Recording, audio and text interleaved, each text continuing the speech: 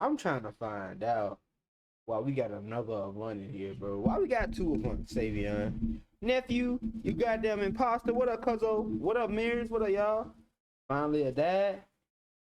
Huh? No, I'm a unk, alright? I am a unk, alright?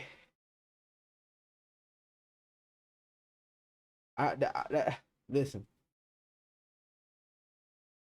listen, bro. I'm not a dad. What up, cuzzo? I'm married, bro. Got the ring on, bro.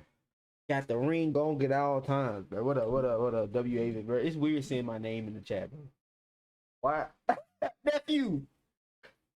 Nephew! What the heck? Yo, what we doing? We gonna make two TikToks and then we gonna react to some shit. We gonna react to some shit. You got who hacked you, bro? Who hacked you, bro? Who hacked you, bro? Hey, y'all chat. Y'all see what Vera talk about a stream key?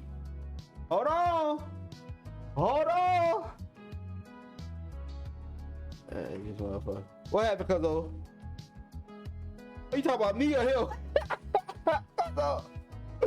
Yo, what up, Dan? What's good, my boy? What is up, dog? Yo, nigga, I slept, bro. I slept the whole day today, bro. I was off. Today's my last off day after the wedding, bro. Bro, I had to rest, bro. Your boy was tired, bro. Your boy was dead ass tired.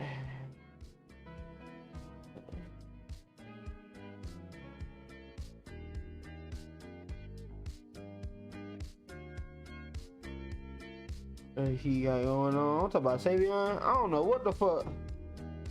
Nephew. Nephew, what the hell? Nephew, what you got going on, bro? Alright, y'all. We finna make a TikTok, bro. We finna make a TikTok. Yo, what up, Ricardo? Long time no see, gang. How you been, yo, Ricardo? I've been good, bro. I got married, y'all. Ricardo, I got married this weekend, bro. Bro, I sell my soul when Vera come back to streaming. Hold on, don't clip that.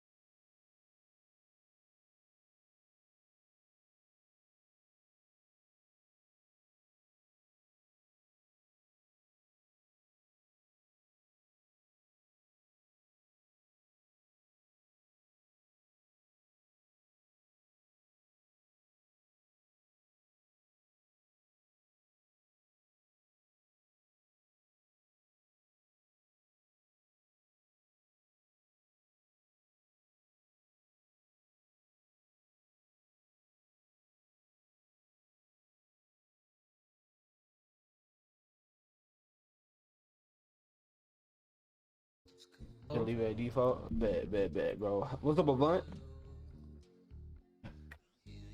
Hello, Avant. How are you doing today? I'm doing good, Avant. What you doing, nephew? I'm doing nothing. What are you doing? I'm making a TikTok. TikTok about what? Crosswords. What about Crossworlds? They dropped new gameplay. Gameplay of what? The extreme gear. Stream gear of what? Nephew, what you talking about? I'm gonna need, oh God, bro. I don't need Savior walking around here getting me in trouble and shit, bro. Savior go be in somebody's chat. I can't change the name. Nephew, what possessed you? I gotta wait 60 days. What possessed you to change your name to my name, bro? I got hacked. Nigga, have you been going in other folks' chats? Yes, and I got hacked. Who chat you been in?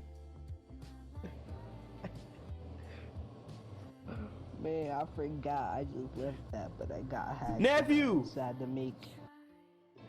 Oh hell no! I had to change my freaking password, and I'm stuck with this name for 60 days. Nephew, this ain't the move, man. Blakes, what's up? Blakes, you at home? So you're gonna have. I'm gonna have to do what, nephew? Hello. About something else. Nephew. Yo, it's not my fault, bro. I hacked, bro. How is everybody saying all this to me, even though I got hacked? Nephew, what possessed you, nephew?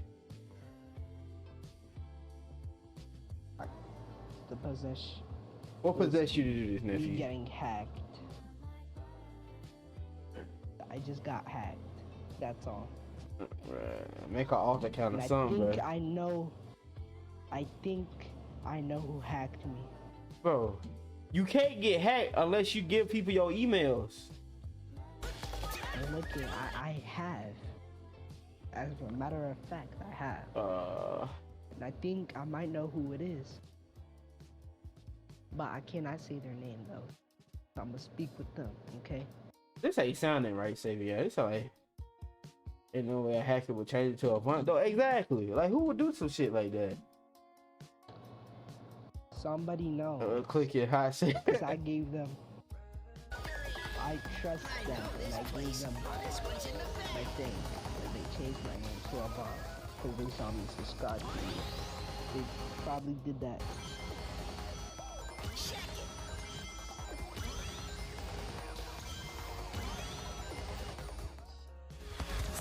You know what? I was hacked. And you saying all this to me, Zay, you know what? Nephew, ain't no way somebody hacked your shit. Zay, 1v1 me in Marvel Rivals right now. Ain't no way somebody hacked your shit and would change your name to my name. Oh, stuff could happen, bro. Stuff could happen.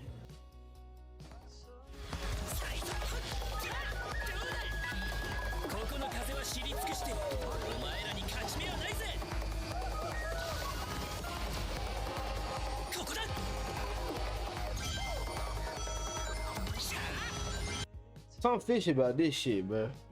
Lux, you off today?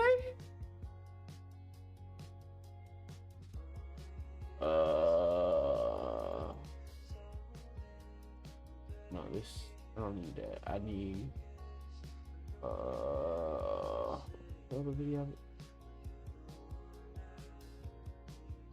I need to start naming shit on my downloads, boy, cause like, I don't know what the fuck this shit.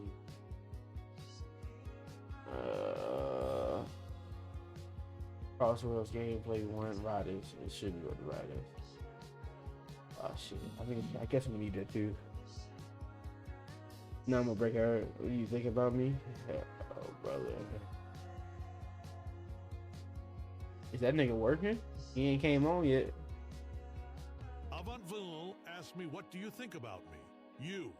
The You're all right. TPS ain't working, bro. I want a refund. Like most humans, you're working. fragile and short-sighted, but you mean well.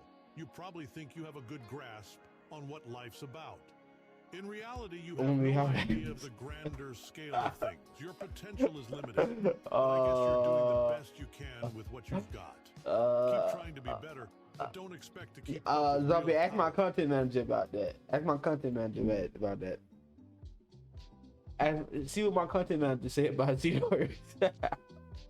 Hell no. 10 more years, bro.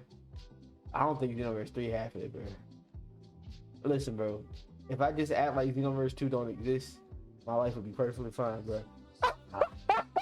Hey, what's up? Like, hold on, nigga. Zombie, you gotta ask yourself, bro. Ask yourself, bro. When is Xenoverse 2? Alright, you gotta be real with yourself. You like, damn. When is this nigga gonna play Xenoverse 2 again? Sometimes you gotta make sacrifices. You right, nephew. What you know about sacrifices, nephew? I know a bunch of sacrifices. You know a bunch of sacrifices, nephew. Yeah.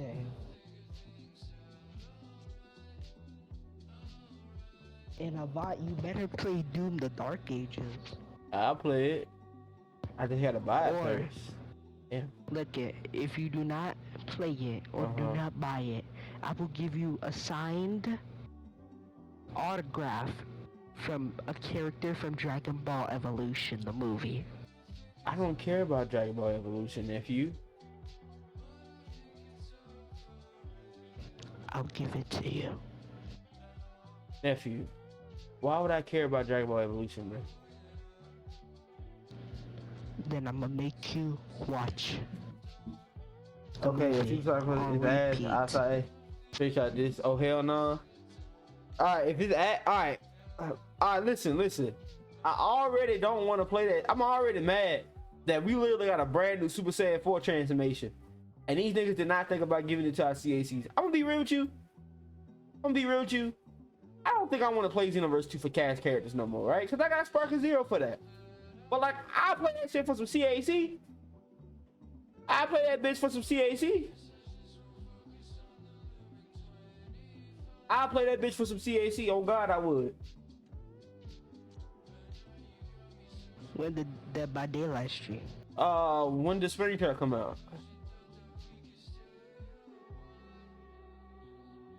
You said what? When does Spring Trap come out? I think he just came out recently. Is he out already? I seen people, play it. If Spring Trap is out, I will play it.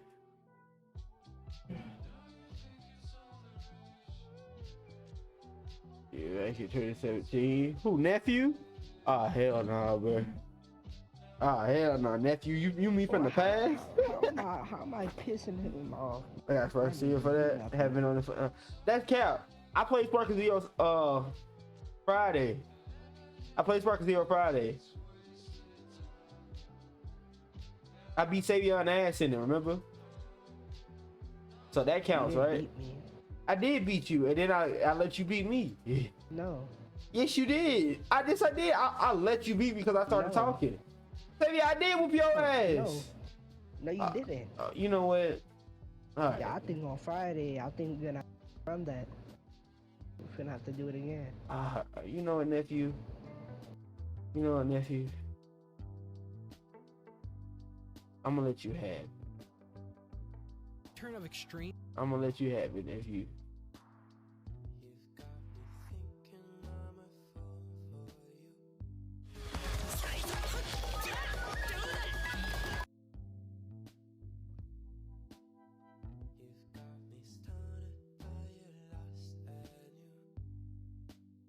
Yeah, on the beta for PC.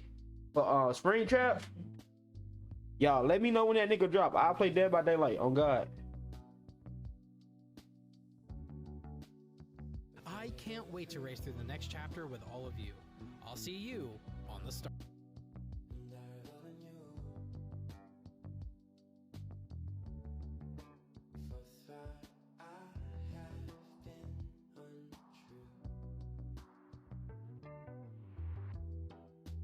I'm trying to make my TikToks be a little different than like the generic TikTok. You know, try to put a little flavor into it. You know, I could just upload the gameplay and call it a day, y'all. But like, and I try to put a little something into it. Hey, we still need the tournament announcement. We do. It's still gonna be on June 14th. I just ain't made the rules for that shit yet. Give me time. You buy you an Xbox. What you want an Xbox for? So my boy, have a great stream. Be lurking, playing Minecraft with some friends. Yo, W Price. Wednesday. Yo, you ready for Wednesday, my boy? You ready? You ready? I'm excited. Wednesday is tomorrow, actually. Oh shit. Damn.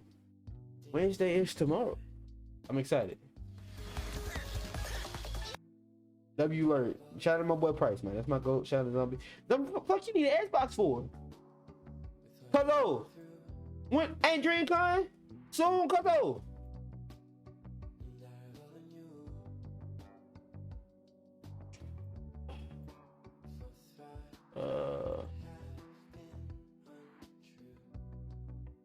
I always forget this shit. I can't deal with this shit. Savion, I need you to change your goddamn name. Cause whatever I try to do act now, both y'all niggas' names pop up. Change my name. This nigga hold me like that. It Why? will take at You can least do anything 60 else. Why it had to be days. your Do you name? not understand? Exactly. It had to be your name. Why couldn't Well, it be? yeah, why you happy? I'm on now. I am reading. Or at least an alteration of it. Exactly. You could be a Bud 8th. You could be the 8th. Why you gotta be? Why you made this? Why did Twitch allow you to make the same Because name now as me? I don't even know which one I'm about to text. How did Twitch allow that?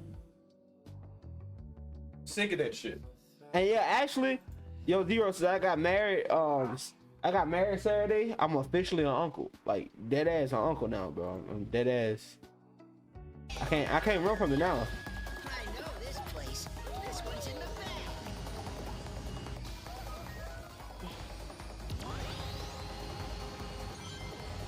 Oh, shit, man. G, yo, nice yeah, your shit, bro. Yo, WW0, bro. Appreciate it. I'm an uncle now, bro. I'm finna put on the uncle glasses soon, bro. You ain't uncle, I'm telling you. No, You uncle. no, nephew, I'm an uncle. Like I'm officially an uncle, bro. Like, bye. Oh. Congratulations. Merry Christmas. Thank you, nephew. Appreciate it, You gang. know what? I'm proud of you, man. You proud of me, bro? Yeah, man. Thank you, bro. I appreciate you, bro. I appreciate you. I'm proud of you too. But I'll be even prouder if you would change your goddamn name. I can't. You wanna know something? I cannot change my name till these 60 days are up. Now time to air drive, bro. Somebody report this nigga Savior over the Twitch, bro. Tell the nigga to get my name back, bro. Do something, bro. God damn, bro. Yo, it's 60 days. Look at, wait till the 60 days are over.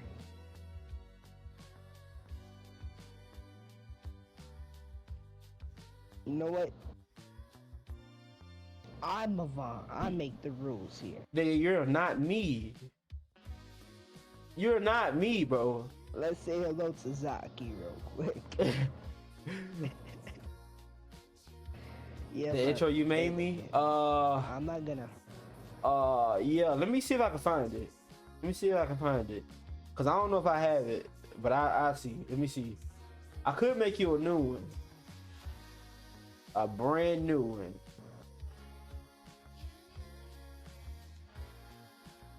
I'm gonna see if I can find it for 20. Let me check. Let me check my files right now.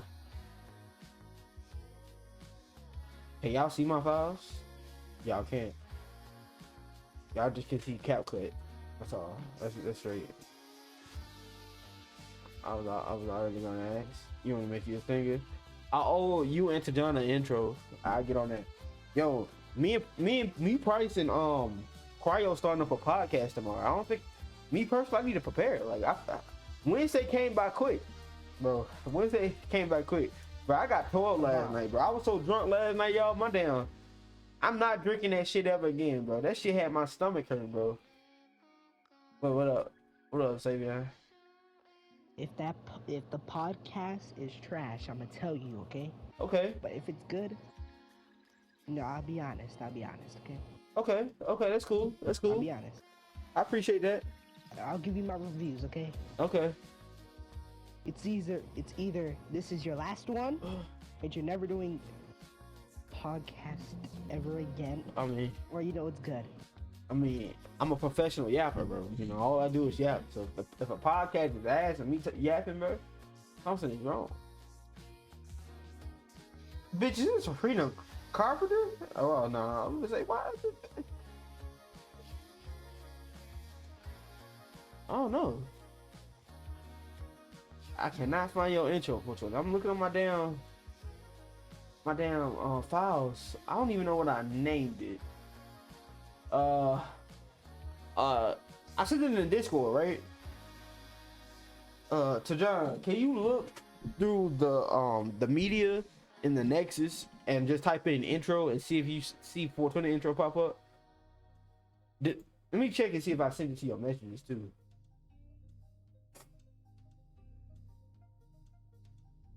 If the podcast is ass, let me know, alright?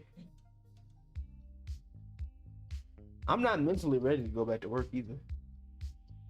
But I guess I'll let that take control of me as I get there. Okay, I did send it to I did send it to this account.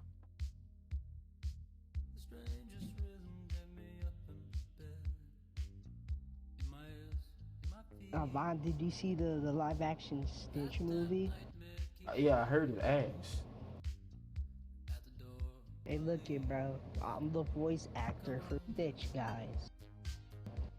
They paid me $2K. That's why y'all not seen me for a long time. Or something. Nigga, like you let these niggas finesse you out of. You telling me a multi-million-dollar movie paid you $2K for voice acting, nigga? That's it? No, 2K for Lilo. I got on 10 million. Bro, that's not nothing. You telling me they paid you only $2,000 to be a part of a multi-million-dollar franchise, nigga? They finessed you. Man, yo, bro. Hey, look. Nephew. At least I'm the voice actor. Nephew, they finessed you. Damn, I did send it to your account. Fuck. For I'm gonna have to make you a new one. We can't find it, I'm gonna have to make you a new one.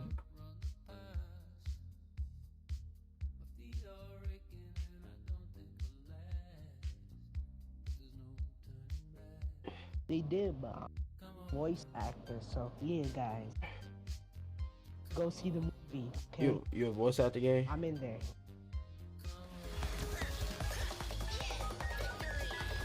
I know this place. This one's in the bag.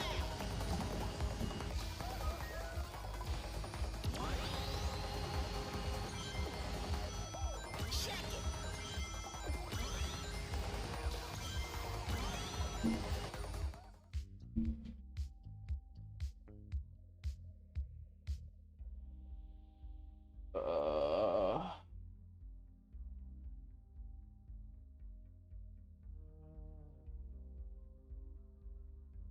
Make this a bit smaller. Put this.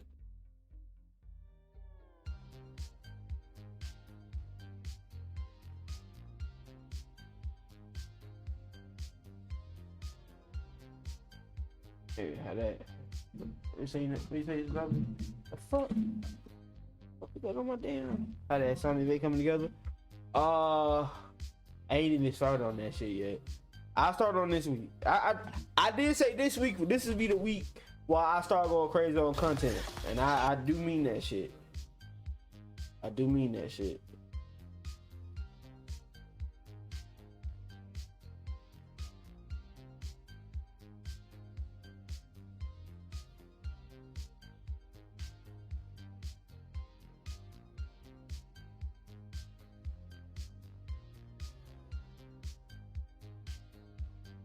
What?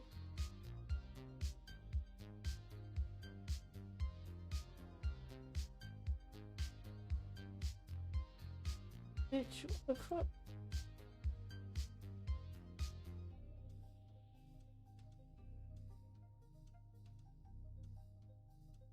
Yo, what up, Nanners? Yo, what's good, my boy? I've been working on that shit. Trust me. I'm gonna work on that YouTube video. I gotta work on a lot this week, but Trust me, content going crazy. This week, I don't know, Zombie. What should we stream this week? Zombie, content manager, help a brother out. Cause like, I do want to hop back on Craft, hop back on Minecraft. About to ride this golded? Hell yeah, bro. I love this shit, bro. Now I'm so ready for Crossworlds, bro. Like, I like the kart races, but like, when I tell you this shit is gonna hit different, this shit gonna be different, bro. Wait, what the fuck?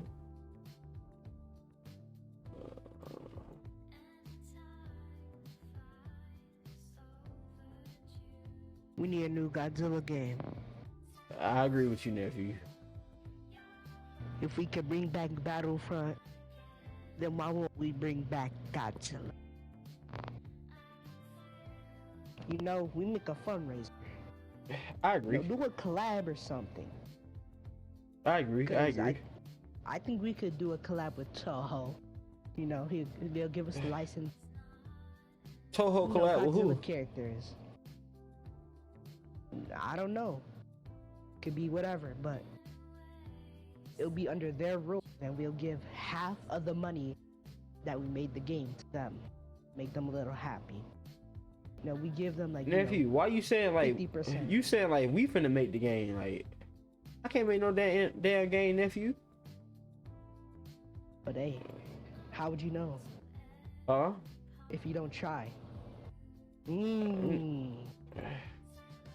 Nephew. They have 2 kids though. That's facts though. Go ahead and right? become a stepdad, man. Ain't nothing wrong being a stepdaddy. Go ahead and be a stepdaddy. Minecraft Rivals just announced. But they announced, and games you supposed to play this week.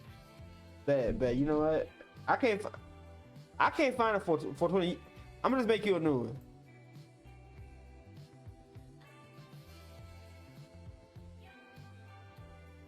And by the way, you gotta add more mods. Add more mods. I see what I can do. Like a scarier mod than Weather. Definitely. Yo, what up, Kusune?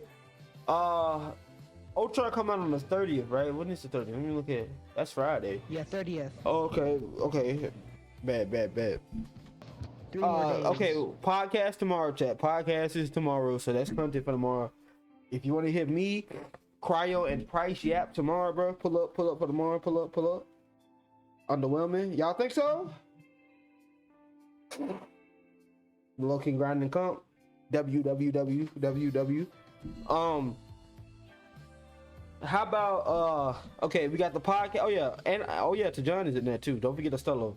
Estello, fucking Price, and Cryo yapping tomorrow. Podcast tomorrow.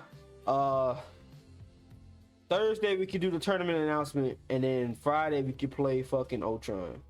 And Saturday I'll be at Con. I'll be at Comic Con. Time probably at 7:30. 7:30. I try to start a little early, see if I can get off at a decent time. Try to start at around like 6, but I'm gonna say 7:30.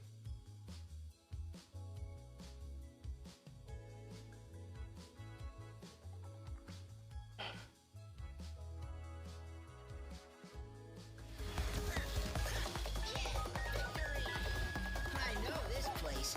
This one's in the bag. As Megan appearing, win.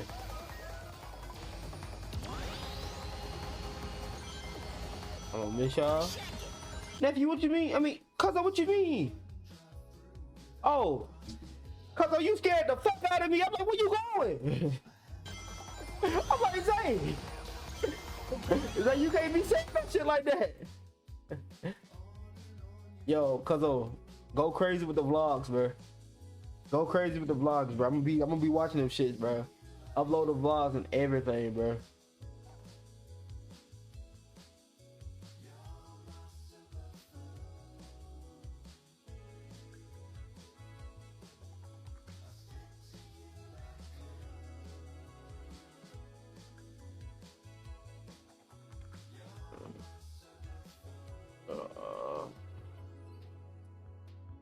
Chat, what we watching today? What y'all want to watch out when we get done making this TikTok? Y'all want to watch the death battle, Count Rainer versus goddamn Simo?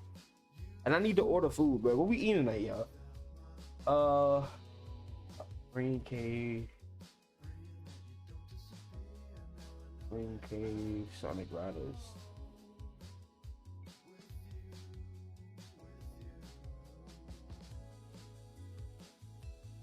Riders. Full gameplay.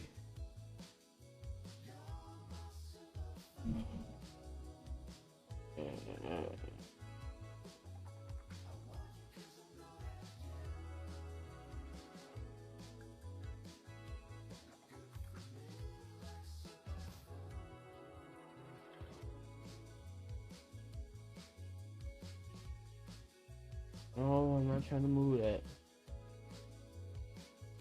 My mouse acting so damn weird, boy.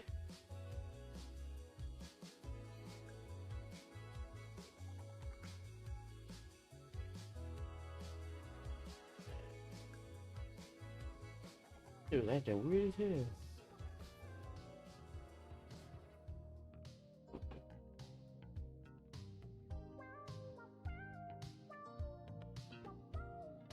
Hold on, what happened?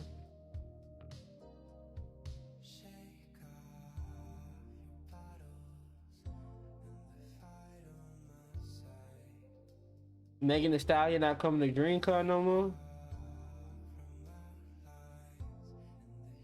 How they fumble that?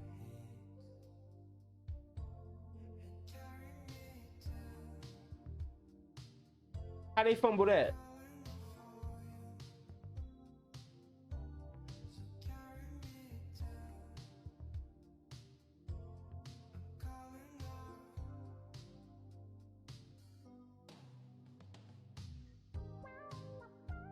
Cuzzo, you meet up with anybody at DreamCon? I did. Let's go ahead. That's it.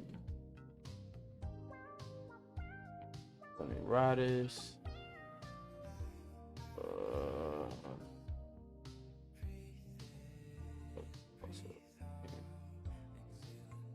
We put it.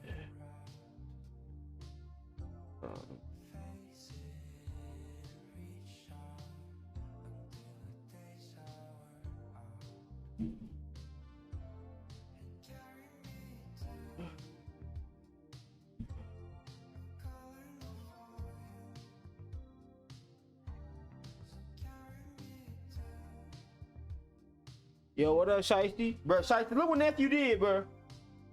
Look what nephew did.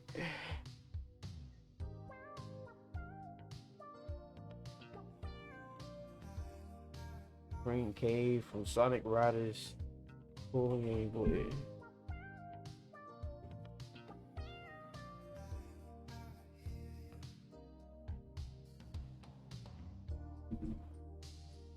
This nigga didn't change his name to my name, bro.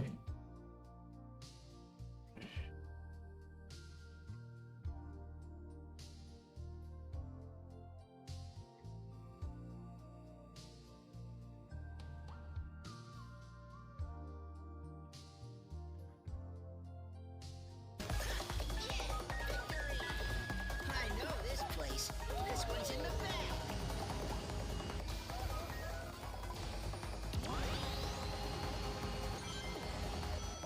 Check it.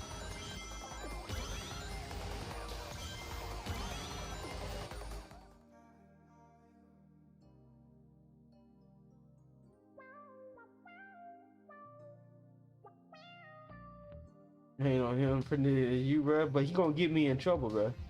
What if he go into somebody's chat and say some wild ass shit and niggas think it's me? What I supposed to do then, bro?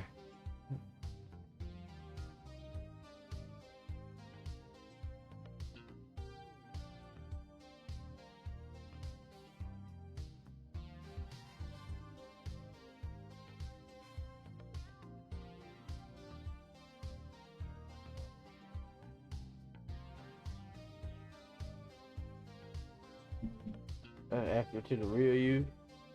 Ah, hell no. Yo, Shiesty, you ready for the podcast tomorrow? Me, Estelo Price, and Pryo. We're gonna start up a podcast tomorrow.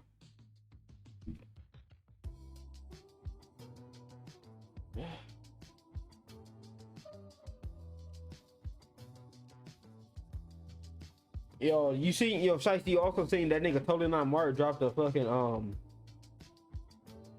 he dropped his review on Daima. I'm interested to see what he got to say because I watched his podcast all the way through Daima's Aaron. So I ain't gonna hold you. I'm a little interested to see what he got to say about Daima. This shit won't smoke. Like, why this? I don't watch one no more. But damn, what Bart do? What that nigga Bart do, bro? What you do? What? Why you stop watching him, bro? What that nigga done said? I fell out of his content. I felt that. I kind of So when he was doing the podcast for Daima, this nigga was like, he don't remember nothing, none of the animes that he watched for like. He don't remember none of the animes he watched for his review. So he don't remember nothing from Naruto or One Piece, or he don't remember nothing from like JoJo. And he was all like I think that nigga Anime AJ was like, yeah, bro, you like the third eye's giving me like Sharingan vibes. And this nigga Mark was like, bro, what the fuck is a Sharingan, bro? What is that? And I was like, damn, this shit just a job, bro. For some niggas, it just be a job, bro. He be cramming for them reviews, bro. Yeah, he be making money. I can't be mad at him. I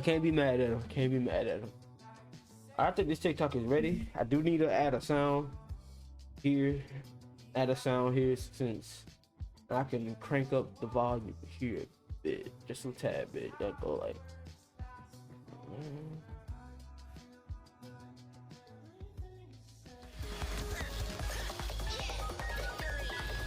I know this place. This one's in the bag.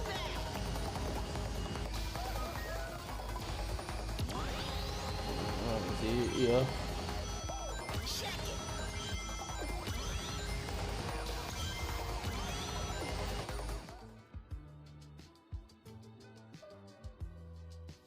Bruh, I try not to watch any like during the Dragon Ball draft. I don't think I'm gonna watch any like Dragon Ball content creators outside of like the three idiots or like the niggas that play the games. Cause like when I watch Dragon Ball content, it started to get sad, bro. Cause I be like, I get upset cause I dead ass won't like. I'm like, bro, why we got a fucking drought, bro? What the hell going on, bro? It don't make no sense. We finna be in a drought, bro. That shit finna be so ass.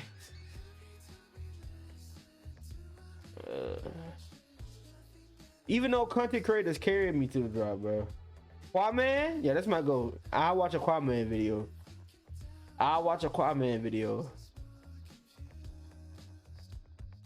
What about Geekdom, bro? What about Geekdom 101?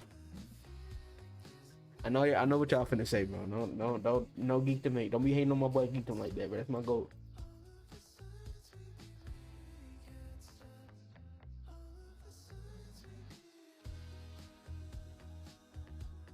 Fuck Geekdom. Oh my god, bro. Put respect on the real nigga name.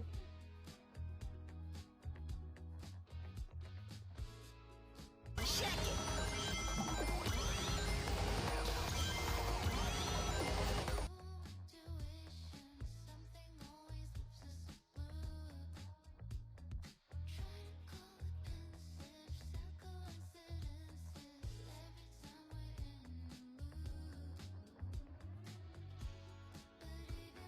That's hilarious, bro. That nigga commented on my video, bro. So I guess YouTubers can fucking, so they can search videos that has their content in it, right? And so I had uploaded a VOD where we had reacted to one of Geekdom videos, and you and Zombie was hating that bitch, and we was talking about the original Super Saiyan 3 design. And this nigga was like, he dead ass, like, I'm not making this shit up. He dead ass coming on my video, and he was all like, yeah, bro, if you like that design, bro, you gonna be excited for what's to come.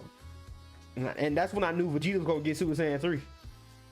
So I'm like, oh, well, that nigga didn't spoil, but he alluded to somebody was finna get Super Saiyan 3. There ain't no other saying. So I was like, you know what? That's how I found out. And then you spoiled me. I did not spoil you, bro. Man, that's a lie. Calm down, calm.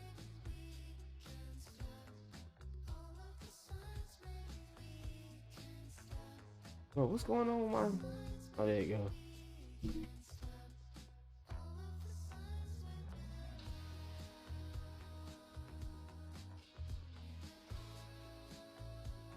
Okay.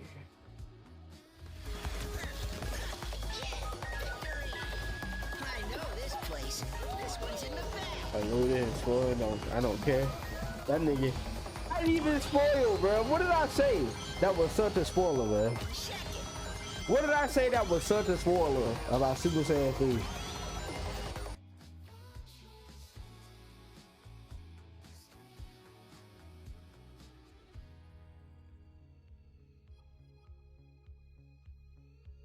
Fuck leaks. I like leaks when it comes to like Marvel movies, bro. But I don't like leaks when it comes to like if somebody was to try to leak me Final Fantasy 7 Part 3, I'm gonna cuss their ass out. If somebody try to leak out the story behind Sonic Frontiers 2 or like Sonic Movie 4, I'm gonna crash out. But like some shit I don't care for. I don't want my shit spoiled 5 months in advance. I felt that.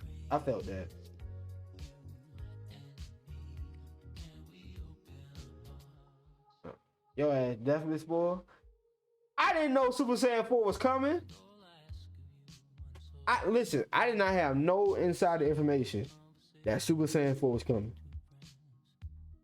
I didn't even watch Geekdom. I don't even think Geekdom said something about Super Saiyan 4 was coming. So you can't put that on me. Oh, you talking about when the episode dropped? Okay. That's different. That's different. You can't be too mad at me for that. When the episode dropped, okay, I did say that. But you weren't supposed to know the context of that, all right? You were supposed to take the context and be like, you know too much. The problem is that you know my favorite form. All right? You know what my favorite form is, all right? That's your problem, bro. If y'all didn't know me, all right? If you didn't know me, you would never got spoiled. Nigga, I'm a Dragon Ball nigga and an X-Rider. I'm going to understand X-Rider.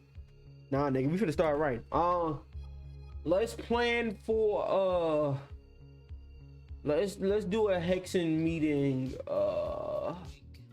sometime this week. Let's have a Hexen meeting. We're gonna yap about Hexen. We need to get that in line, bro. Go ahead and start that up. Go ahead and start Hexen back up, bro. What does the instead of more tools look like? I always when we talk about more tools, I think about that scene from fucking Hercules when he went to the underworld and he went to the River of Souls. That's why I always think like. But I don't know. I think you gotta ask Varum, right? You gotta ask Varum and Calypso. You gotta stay in the VC for 70 days. Ah, hell no.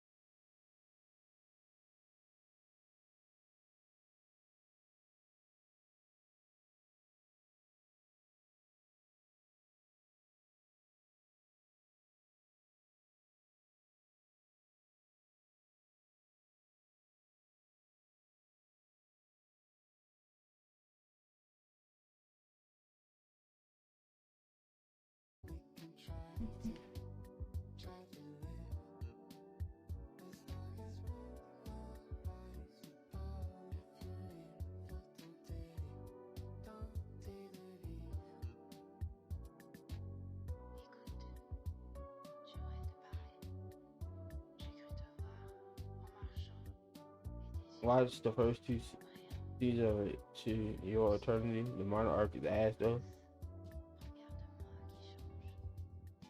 Bro, watching anime as a married man is hard, bro. Cause like, I be trying to watch it, but like, Peaches be like, I can't watch it with Peaches in the room. Cause I be wanting her to pay attention, but if she don't start all the way from the beginning, she ain't gonna pay attention.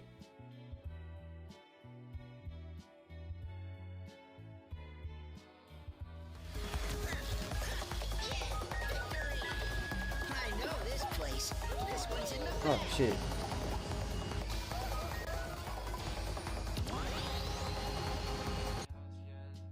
Cause like, bro, watch One Piece. Do I actually go back to watching One Piece?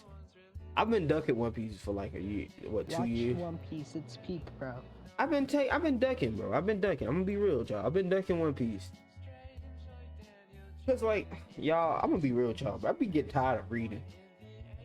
Sometimes I be wanting to look at my phone while I'm watching shit, and I can't do that shit with sub anime, bro. I'm about to switch to the dub. But I don't like how Luffy sound in the dub. So I'm like, I'm gonna be real with you. I don't know what a nigga gonna do. I gotta take so many pics. Take pics of what?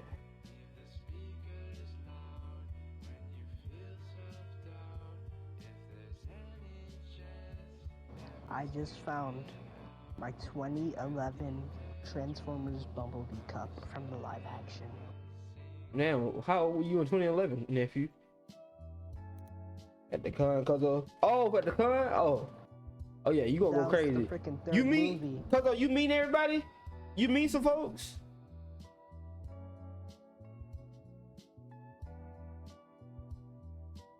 Yeah, y'all gonna have fun, bro. T-Ro going?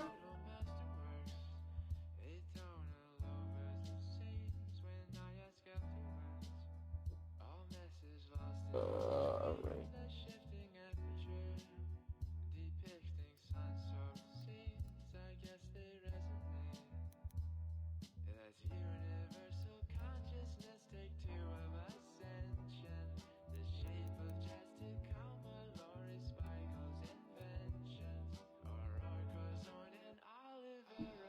Speedy. Put him out of here. Oh shit, my boy King, you gonna be there, my boy. White King from Saudi Arabia be at the crossroads, not playing, sparking forward, smart city, who trying to even speed the limit. Yeah.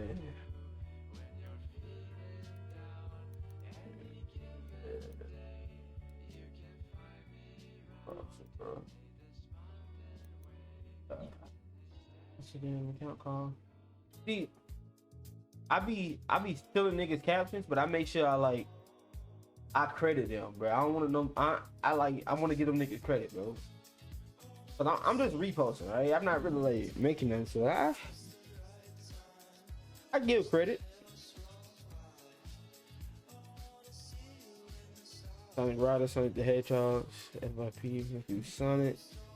This should be it.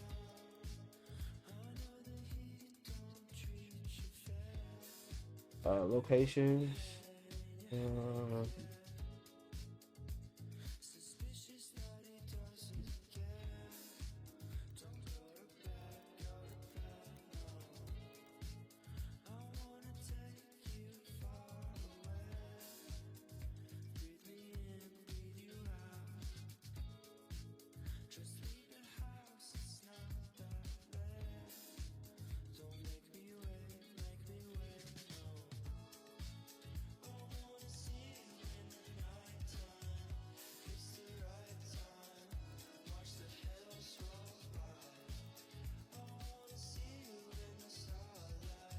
You know, you got a rented girlfriend.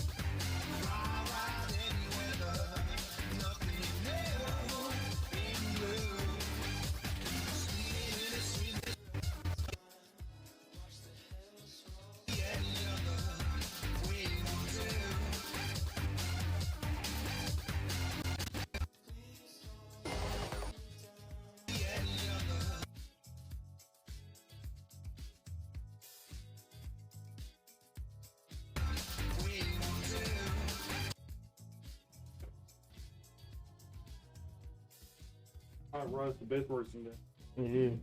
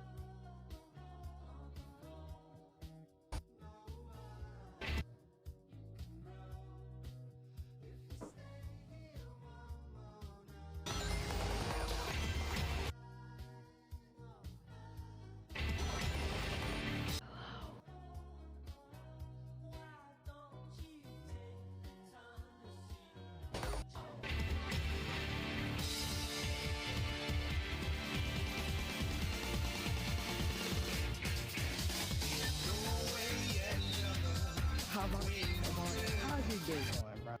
I haven't asked you that. It's been going well. I've been chilling. I definitely chilled Nice, today, man. so Nice. You know, when we done with all this stuff, you know, what are we gonna do, you know? what you want to do, Savior? I mean, we could get on Minecraft Rivals, man. Battlefront. I don't know.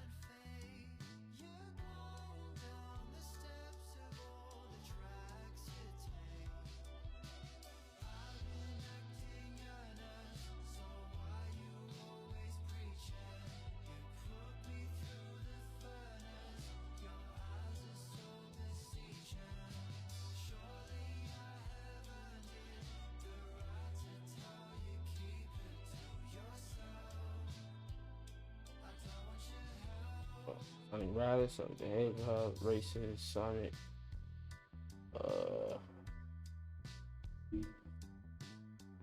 Yes, that's all I really need, I guess. Oh, let me do this. This.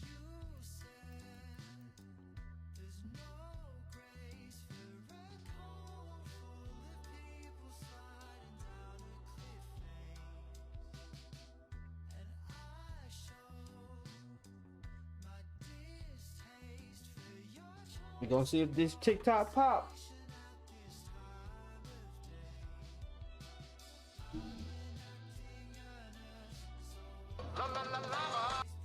What the fuck?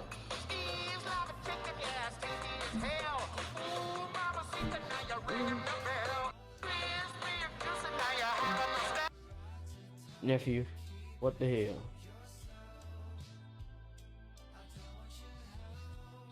Make sure there ain't no other gameplay.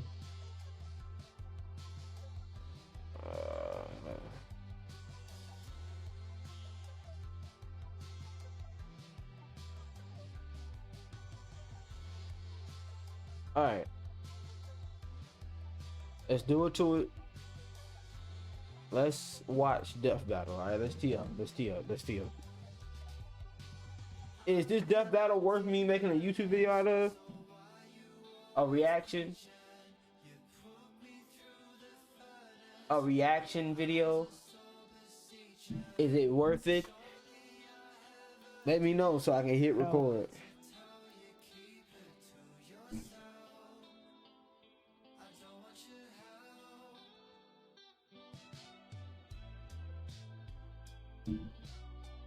Record it. Alright. From idea to submission, empower students to do their best work with Grammarly's comprehensive AI writing assistance. What if they could jumpstart ideas for any assignment? And it's our job to... Alright, let's start this shit up. Let me start recording. We're recording in 1, 2, 3, go. Alright, what's good, y'all? We got a goddamn another death battle. We got motherfucking Simone versus Kyle Rayner. This is an interesting death battle, right? Because back in the day, I ain't gonna hold you, bro. Gurren Lagann was one of the animes that I sat down and I watched in one day, right? When I first seen that shit, it was on Netflix. And I watched the full anime in one day when I was younger. And that shit hit. That shit hit different.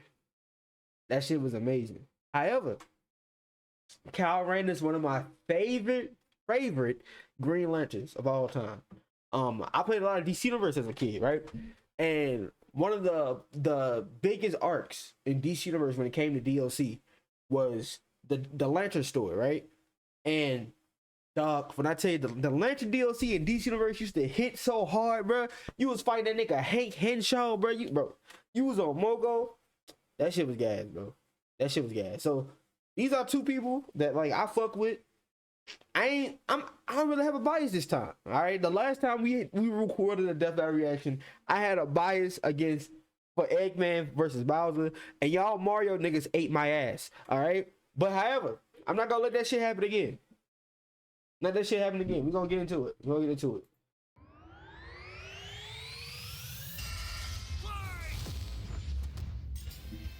Simone the Digger, Kyle Rayner, the White Lantern.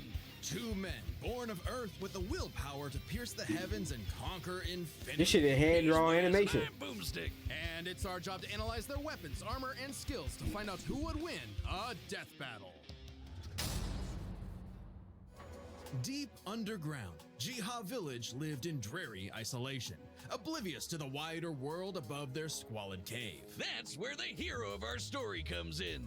The young man who would lead his comrades into the sunlight at last. Kamina, the great and mighty. Oh, and his little brother from another mother, Simone. He was there too, I guess. Simone was a digger, stop playing my boy. You gotta stop playing my goat. Until the day he found the core drill. A key that activated the mysterious buried mech that Kamina named Lagan. Under his magnificently masculine leadership, Kamina finally drilled their way to freedom, seeing the sun after a life in the dark. But the sky was by no means the limit. The surface was ruled by the cruel chimeric beastmen, and Kamina would lead his compatriots against them to reclaim the Earth for humanity. This shit's so gas, bro. Process aptly named Gurren. I know a lot of niggas don't like mech anime, but y'all gotta give Gurren Lagann a chance. Gurren Lagann and fucking Evangelion.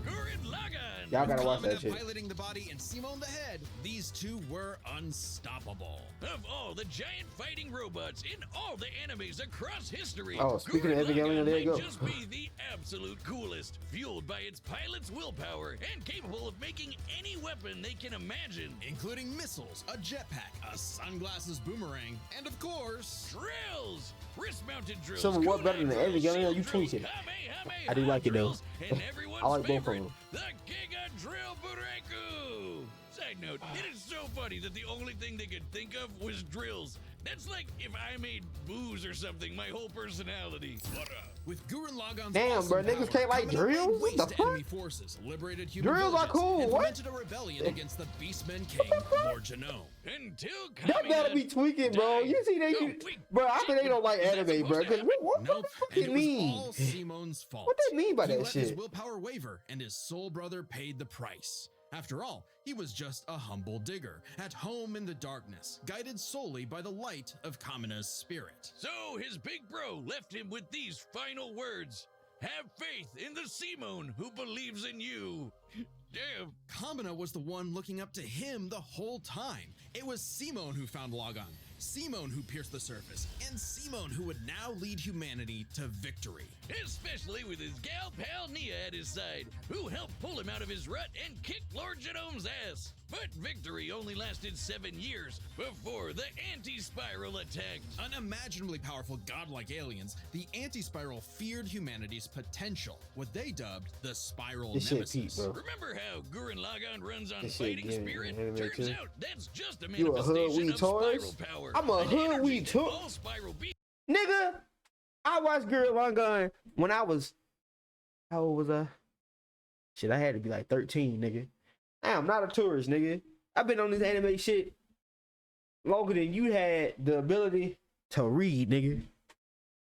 Like humans Stop playing me. That's right, Stop playing me. Physics run on chutzpah. Just as the spiral turned inward represents endless obsession and madness, the spiral turned outward spins forever into infinity, the perfect representation of humanity's evolutionary potential. Potential Simone would use as he led Team Dai Gurren across the multiverse to take the fight to the anti-spiral. And this is when Gurren Lagann gets crazy. This shit is insane, I ordered 200 bro. hand-forged knives to my dorm room Brother. and built a Wix website to sell them. Oh, brother. Get out of here. Channeling spiral power lets you constantly adapt to threats, no matter how overwhelming. You're not Simone can cultured. create portals to different realities and higher dimensions. He can generate force fields, absorb Alright, energy brother. attacks, and even merge Alright, Gurren Lagann brother. with bigger and stronger machines. Creating the Arc Gurren Lagann, which is strong enough to shatter space and time with a punch. Or the Super Galaxy Gurren Lagann, which can fire lasers that are fast enough to hit, and I quote, all time, space, and dimensions. All within. You see how niggas be making shit up, bro? That's how comic book writers be making up shit, but they be talking about Wally West, bro. They be all like, this nigga Wally moves at faster than a picosecond, bro.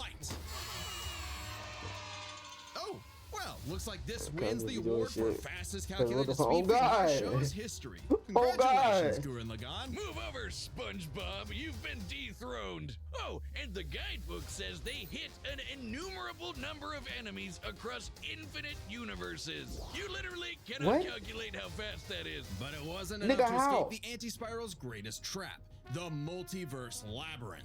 An attack that imprisons Simone in his own unique multiverse, forced to experience an infinite number of alternate realities that controlled his mind, permanently arresting him in a dream world. Except Simone and his spiral power are just built different. And after being inspired by his bro, Simone absorbed that whole multiverse to escape. What makes this even more impressive is that this labyrinth was 11-dimensional, meaning Simone absorbed a higher dimensional structure several orders of infinity greater than himself. What? The jump between dimensions is basically infinite. Each new dimension adds a new PCR can't go direction still of solo. space Hold that on now. Don't say that. The extends dragon, infinitely. they go, Thus, bro. We can't. We don't want to start that battle, in size zombies. and We can't put scope. Goku into this, bro. They gonna We're start just getting tweaking. You know started. how they niggas Imagine be. a two-dimensional drawing interacting with a three-dimensional person. Okay, that's not too far off from what actually happened. Because when Simone absorbed the multiverse labyrinth, he merged with every alternate universe version of himself, What? including an alternate universe Simone, who is writing his own alternate universe version of Gurren Lagann. What? That author's spiral power made his fictional Simone real, adding another to the mix. Wait, if every human being has spiral Yo, power, what up, Riley? you're telling me we can all do this shit? This all gave our Simone enough spiral power to form the next step in mecha evolution, Tengen Toppa Gurren Lagann. This is when Gurren Lagann gets actually fucking crazy. Like shooting missiles that alter probability so they have a 100% chance of hitting you, or tossing galaxies around like frisbees, Sorry, did I say galaxies? I meant universes. Simone's power was so immense that he started generating super spiral space, a higher dimension encompassing our own universe. With it, Simone turns his thoughts into reality, letting him create his mech and all of its weapons in the first place. Not only Nigga, is does this this shit mean from the he no longer movie? needs co-pilots, he can also regenerate any damage done to him or his mech just by willing it back into existence. Like when Lord This shit is used spiral broken. power to survive quantum breakdown, or the time Nia, now the best wife in the universe, used spiral power to constantly regenerate her body from being erased at the informational level for 7 days straight. Information in physics is essentially the ones and zeros that make up every possible outcome Tourist. in reality. Nia literally regenerated from the statistical certainty of her own destruction. If I have spiral power, whiz, when the fuck is my leg growing back? When even this was not enough for the anti-spiral, Simone evolved one more time. Into Super Tangentopa Gurren Lagann! This mech is so big, its size is literally incalculable. And with a drill somehow even larger than that, Hell Simone and his no. friends shattered the anti-spiral once and for all. Hey, cruel indifference of the universe! Meet the indomitable human spirit! Proving Kamina's words prophetic, that Simone's drill is the drill that would pierce the heavens. With no more worlds left to conquer, Simone chose to wander the earth for the rest of his days, in service to others. Always looking up, for all the lights in the sky are stars, and every star another world of spiral cousins that can live free. All thanks to a humble digger. I need some of this spiral power on God. I'm trying to pierce through the heavens, The nigga. universe is a dangerous Here come place. the White Should Lantern, you bro. find My yourself goat, face my to goat, face Kyle with an Rayner. interdimensional vampire, alien dictators, or this one really Here pissed come my off cat, goat. you know who to call. The Green Lantern Corps. My They're nigga the Kyle, Space Fuzz, yo, an intergalactic this nigga police Kyle the force best Green founded Lantern, nigga. millions of years He the ago best, by alright? blue leprechaun gods. And the greatest Green Lantern among them was everyone's favorite, Hal Jordan. What the fuck is a know White him. Lantern? You love him. It's all the emotional You spectrums might into one. hate him, but you gotta respect the man with a will as unbreakable as Hal's. Until the day his will broke. After his hometown got completely obliterated, Hal lost his mind.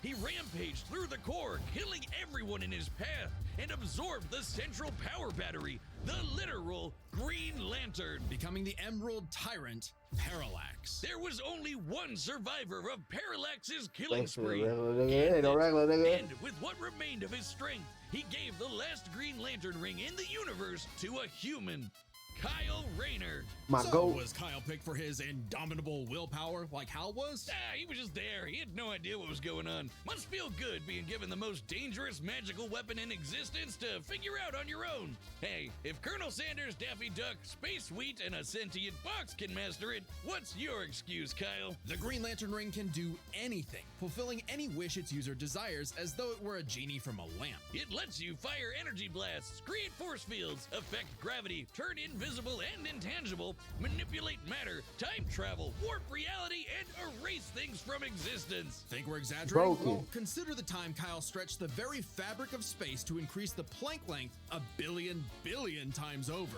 That's like stretching an inch into a light year. Lanterns control time and space, letting them fly so fast they can create a Speed Force singularity. Tapping into the Speed Force requires What? entering a higher dimension Zombie, of that's space. some goofy ass Requires shit, speeds that are dog. not I ain't only gonna hold faster you, than dog. light, but totally immeasurable. Zombie, And that's the rings goofy have as an fuck. artificial intelligence that operates just as fast, automatically protecting its user from danger. Like the time that Poozer Kilowog survived being erased from existence by the Crisis on Infinite Earth. The ring is fueled by its user's willpower and limited only by their imagination. While Hal may have had the greatest willpower in the Corps, Kyle's imagination is unmatched. Probably because he's a comic book Let them artist, niggas know. and we know from Let this them show, niggas know. they think of some wild shit. Let them But the niggas Green know. Lantern's most recognizable ability is their constructs, Kyle's speciality. Samurai armor, pirate ships, giant dragons, actual working home computers, and his favorite, super fighting robots. Hey, that one looks familiar. Kyle can make them strong enough to lift the Spectre, who weighs as much as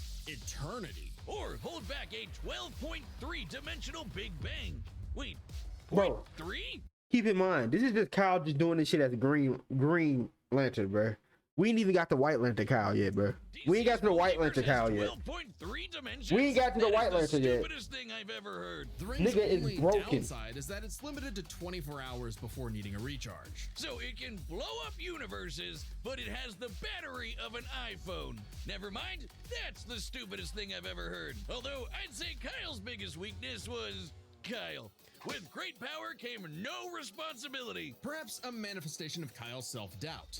Any reflection came too late, though, when one of Kyle's villains brutally murdered his girlfriend, Alex, and put her body in a fridge. Kyle wasn't the only one traumatized. This moment was That's so some fucked up infamous, ass it started shit, the bro. trope called fridging. For how female characters are often sacrificed as mere plot devices to further a male Spoilers. character's development. So it might surprise you that it happened to Kyle again. Kyle finally got serious. He became a prominent member of the Justice League, faced off against Hal, and even rebuilt the Green Lantern Corps better than ever. But little did he know, this torchbearer's greatest journey had only just begun. In order to save Ganthet from an emotional lobotomy, it's a long story, he had to master all the colors of the emotional electromagnetic spectrum. There are 7 Let them colors, niggas each know. representing a different emotion. The yellow light of fear lets Kyle manipulate the worst horrors in your mind.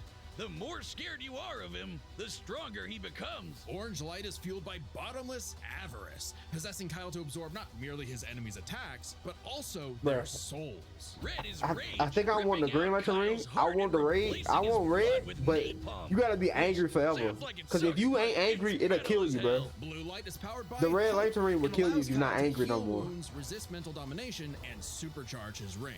Indigo is compassion, reducing his opponent's will to fight and letting him open portals across space, connecting him to others. The final one was the Sapphire Light of Love. With it, he can trap enemies within crystal matrices and control their minds. But Kyle only mastered it by forgiving himself for Alex's tragic death. Oh, self-love. I get it. Must be nice. And with their powers combined, he doesn't just make his enemies taste the rainbow. The lights of the spectrum merged, and Kyle became a White Lantern. That nigga posted up like he Jesus, bro. You see this nigga, bro? This nigga posted up like he Total Jesus, control bro. over the power of life. Wiz, I You cannot think of technically an is attack DC Jesus more at this useless point, in a bro. death battle than something that makes you live. Empowered by the physical embodiment of all life in the DC multiverse, Kyle is vastly more powerful than any other Lantern in existence. Far stronger than Hal, who could harness the energy of every power battery across the multiverse. Not only can Kyle instantly heal all wounds, purify corruption, and resurrect the Yeah, dead, true. the white light of life is strong enough to go up against threats to all of creation. The Anti-Monitor. Like the Anti-Monitor. Okay, so it's not totally useless. Especially after Kyle visited the Source and acquired the life equation. Essentially the source code to reality, the life equation is mathematical. So essentially, comics, right? Nobody stays at the height of power that they are. Like, since comics don't have a definite end, right? Comics gonna always go over. You gonna always have reboots and basically, yeah, you will have reboots that'll make characters go back to the status quo. So, say Kyle will be the White Lantern for like a couple years. He'll lose it, go back to green, right? Like in DC, there's what, 5 or 6 human base Green Lanterns now. So it'll always go back to the status quo. It'll always revert back. Proof that life is worth living. With it, Kyle can alter all of reality at a whim, even threatening the new gods like Darkseid. The life equation, like its counterpart, the anti-life equation, is a conceptual artifact from a higher reality, originating in a platonic realm that is, in a sense, more real than we are. I think they're it's gonna not explain a it, shock that Shiesty. the If they don't equation explain it, made I'll try my Kyle best to too explain powerful. it. He struggled to control it, and it subconsciously manifested a being composed of his fears and anxieties. Oblivion.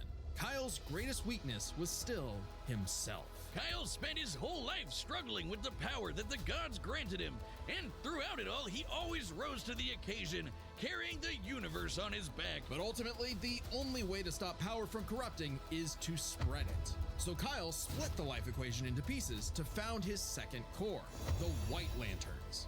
And together, they shattered Oblivion, destroying the self-doubt that plagued Kyle once and for all. Not bad for a comic book geek from LA. And now he was the one giving out rings of unlimited power to people who weren't sure if they could command it. So he told them the truth.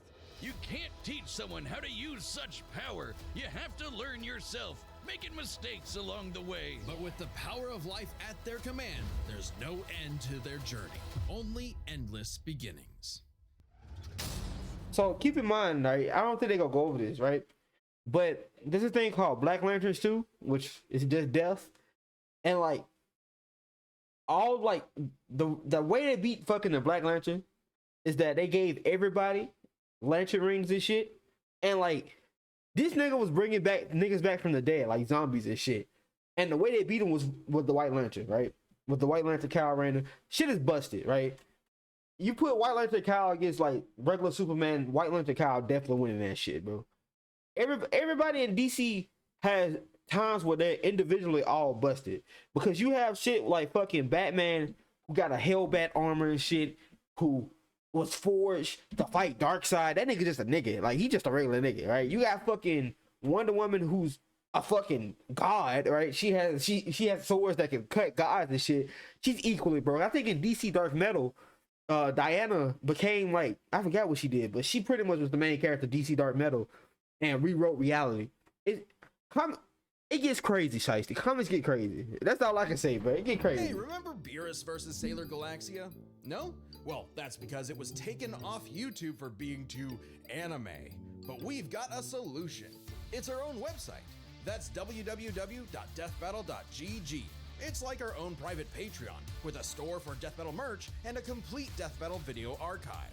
It's got episodes that YouTube has banned, blocked, and censored, and there's even more goodies on the way. So check out deathbattle.gg live right now. All right, the combatants are set. But you read Sonic comics though. You read Sonic comics. Time for a death battle! You read Sonic comics though. That's the thing. What the fuck? These ads, bro, pissing me off. I dropped it. Bro, you gonna come back. Stop. You just hate us to hate. You coming back. Especially this new art. You know you gonna come back for this new art. Hey dude, Green Lantern Officer Kyle Rayner here. Ring says you've got a Class A galactic super weapon, whatever that is. I'm thinking it's the giant mech. Why don't you hand it over? Gurren Lagann's mine, officer. Just who the hell do you think you are? Nigga, you gonna come back. Stop playing.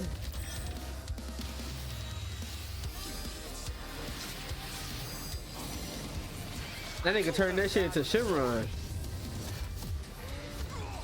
Tell me about it. Four?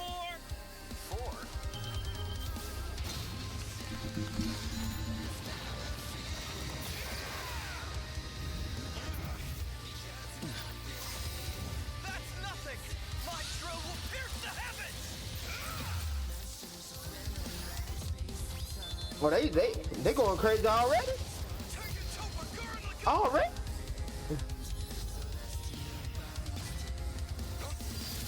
These niggas going crazy already. That nigga made a Superman mech. Oh wow. That's really cool. I'm a lantern.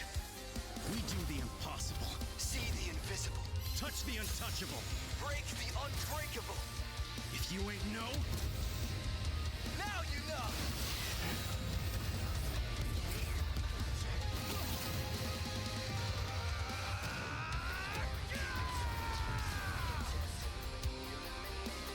I'm Simone the Digger. If there's a wall in my way, I'll smash it down. Hey, bro, he digging in him.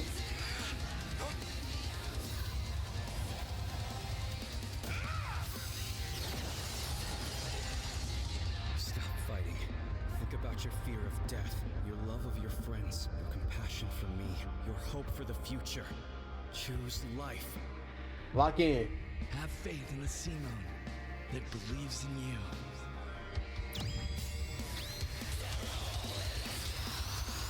Super Tekken Topa Gurren Lagann! My drill is is the drill that will transcend the heavens. Giga Drill Break! I don't think Kyle winning this one. I'm gonna be real. I don't know what Kyle finna do to this.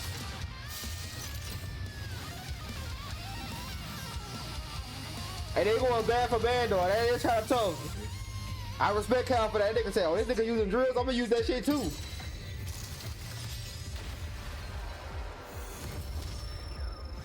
The super weapon wasn't your mech. It was me. Then, Simone, I'm taking you in brightest day, in blackest night. No evil shall escape my sight. Let those who worship evil's might. These niggas going hand in hand. Green Lantern fly! Oh, that's tough. Oh, that's tough. Let's see you grit those teeth!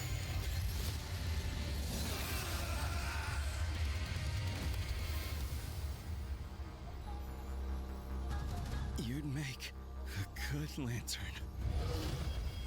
Simone of Earth, you have been chosen. Just who the hell do you think I am? That was tough, bro. That was tough. That was tough. That was tough. For the guy with the snazzy sunglasses. When both That was weapons tough. possess unlimited power, it's That hard was to tough. judge them by our normal standards. Take speed. Simone can hit an infinite number of targets all at once, and Kyle can fly fast enough to surpass the normal concept of speed itself. When you That was control tough, man. space I ain't and gonna time, hold you. things like strength and speed kind of become irrelevant. Instead, let's analyze them through a lens more applicable to beings as absurd as Simone and Kyle. Their imagination, their willpower, and their ultimate potential. First up, Bro, how construction work could be superhero, nigga. You didn't see it down. Them niggas breaking down this shit. This damn Simone neck was as big as like it's as big as the universe, nigga. Simone did have a His power is infinite, bro. He fused with the multiverse of versions of himself. Ain't nobody beating this shit, bro. Against existence being erased across the multiverse. And in general, Kyle's constructs were a lot more creative than Simone's arsenal, which was mostly drills. Though again, nothing Simone couldn't adapt to with, say, his energy absorption. Imagination is a draw. That leaves the other main factor for both characters, the origin of their unbelievable might, their willpower. And that's really gonna be the winning factor here, since it's the source of everything for both of them. Whoever's got the stronger willpower wins. Both can manipulate reality on a multiversal scale with their willpower, but we can use dimensions to roughly calculate a difference. This might sound absurd for most characters, but it's necessary for beings as beyond the pale as Simone and Kyle. The multiverse labyrinth that You Simone welcome, absorbed sweetie. contained I love 11 you. spatial dimensions. That's 1.3 dimensions less than the multiverse Kyle's power can threaten. And remember, each numbered dimension infinitely surpasses the one below it. Which meant Kyle's willpower was stronger at a base level. However, that doesn't necessarily mean Kyle gets the edge, because if there's one thing both of these guys are known for, it's that they can always get stronger. So to determine the limits of their willpower, we first need to understand their full potential. Simone's whole deal with spiral power is how he can constantly evolve to get stronger. So just because Simone starts off weaker doesn't mean he'll stay that way. Absorbing the multiverse labyrinth required Simone to leapfrog several orders of infinity. Take off your bonnet. No. Simone made himself that much stronger through sheer force of will. More than enough to close It's the gap with comfortable. Kyle. I'm just wearing it until you get Spiral home. power also lets him regenerate his body down to an informational level. Kyle's never destroyed something that thoroughly before. Without the ability to easily kill Simone, it was only a matter of time before Kyle's ring ran low on charge. Especially since Simone could likely regenerate for at least a week straight, like Nia did. While Blue Lantern Light could boost Kyle's power, he's never jumped several orders of infinity in strength like Simone has. And while Kyle could manipulate emotions to reduce Simone's willpower, Simone resisting the labyrinth's mental manipulation meant he could power through anything Kyle threw at him. Everything, that is, except for the life equation. When It it originated from a comes, higher I got level of you. reality and would have I gotta check more on than it. even the odds. Too bad Kyle couldn't control it. It was just as much a detriment to him as an asset, forcing him to relinquish it to keep from destroying reality and himself. Compare that to Simone, who merged with a version of himself writing a version of Gurren Lagann, and using spiral power to make that fiction into This shit still don't make no reality. sense, A bro. pretty similar level of reality to the life Was equation, it living? and a level of power Simone had no trouble embracing and mastering Hey, by yo, the end of the Stella! story. No matter how you look at it, Hey, Simone John! might start weaker, but his Can you peak come will here? always transcend Kyle's. Isn't that how all of Simone's battles usually go anyway? That's Gurren Lagann in a nutshell. So Simo, Simo's hold outside. incredible potential eclipsed Kyle, which means his willpower was ultimately greater. Kyle may have embodied life itself, but Simone's unstoppable evolutionary potential would shatter even this lantern's light. I hope Kyle at least dug the fight, because when it comes to death battle losers, he was a dead ringer. The winner is Simone the Digger. That's tough. That's tough. Next That's time tough. Okay. on Okay. Death Battle. Okay. That was tough. That was tough. Appreciate it, game. Appreciate it. Appreciate it. Thank you. Appreciate it. Appreciate it.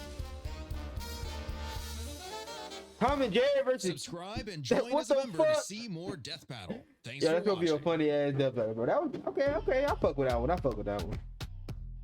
All right, I start recording. Let me put this shit in the refrigerator for PGs. I'll be right back. You watching the Diamond review, I guess, bro. I don't really want to watch this Diamond review, man. It's an hour long, bro. We watching this, bro? We watching it? We watching it, y'all?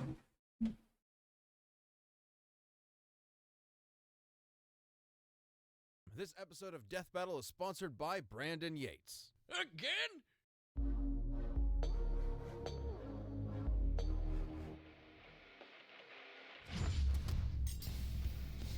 Darth Vader, Dark Lord of the Sith.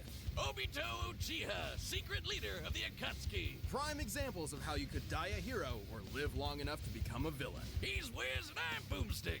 And it's our job to analyze their weapons, armor, and skills to find out who would win a death battle. A long time ago, in a galaxy far, far away, the Iron Fist of the Galactic Empire ruled everything. All thanks to the super powerful super murderer Darth Vader. But beneath his spooky mask lay the husk of former nice All right, I'm guy back. Anakin Battle of Skywalker. Homeless. As a Double child among wins, the harsh loses. wastes of Tatooine, Anakin longed Listen. to one day free his I don't know fellow what you're talking slaves as a heroic Jedi. Lucky So the for comment, him, he I got met you. Qui-Gon Jinn, a Jedi who believed little Annie was the chosen one and would bring balance to the I got Force. you. Say less. No pressure, right? So he took Maybe I should have said the comment for the video. Let me record this last part. Let's see this coming right quick too before we head out.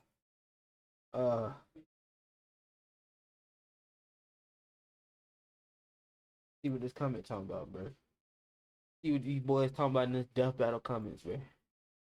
And Shiesty, Mr. Shiesty, Mr. Goku Shiesty, can we please get a thumbnail? Please, Mr. Shiesty? Actually, Shiesty,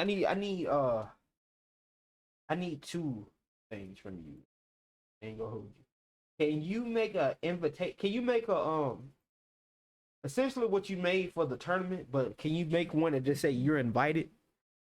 So I can send it to the other people who are invited.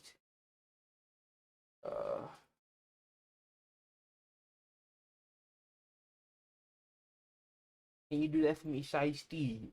W Shiesty. You will get paid eventually. What tournament? The Marvel Rivals tournament. Remember you made the this nigga did the Marvel Rivals tournament. Remember you made the thing for it.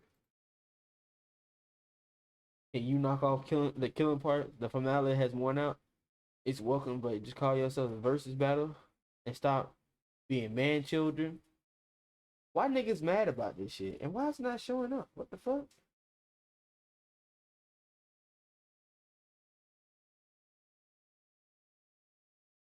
Bro, you made that, bro. OBS being weird. I don't know why OBS being like this. The fuck? Yo, what up, T-Ro? But they tweaking. They tweaking hard. Zombie, I ain't gonna hold you. Maybe they just upset because their favorite character died. Which, I ain't gonna hold you. I'd be upset seeing Goku die too. But I don't know why my shit tweaking. I don't know why I can pull up the shit. It said it was on here. T-Ro, what you been up to, my boy? Alright, y'all. We got a long ass video to watch, man. It's 9:42. By the time we end this shit, nigga, I'm going to bed. Alright? So niggas get comfortable. Get comfortable, bro. We got a whole movie to watch, chat. Congrats on the wedding, my boy. I hope y'all have the greatest have you the happiness and love. Yo, WT, bro. Appreciate it, gang. Appreciate it, my boy. I appreciate it for real, bro. You the GOAT, bro. Odin Bro, Valhalla T-Row, Rising. ever since the Now wedding, bro, I just been flashing my ring, bro. I just love it, bro. Being a married man hit different, bro. I gotta wake up and pay bills. I'm officially an uncle, bro. I'm a part of the family tree. I'm officially a part of the family tree, bro. Niggas gonna go back to the records and I'm gonna be right there. I wish I could make a link. I don't know. My shit tripping, Zombie. I don't know why. Cause I had put the window capture on Discord and it said it was showing on the screen, but it was still stuck on YouTube. I don't know. The difference on God it is. available on mobile and PC exclusively with Google Play Games. Ascend to Valhalla on a larger PC screen and get an exclusive 15% discount for a limited time only. Download Google Play Games today. What you dreaming? I really wanted to love Dragon Ball Daima, but I'm not so sure I did. Now from the outset, let me make one thing crystal clear. My feelings on Dragon Ball Daima are not going. You know what? Let's get the Dragon Ball news in.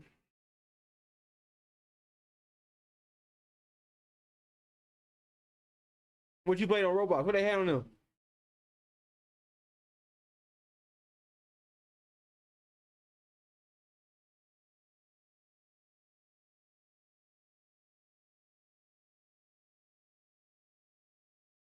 The show's coming to me. How about for no, I saw the comment. I just couldn't show it on screen.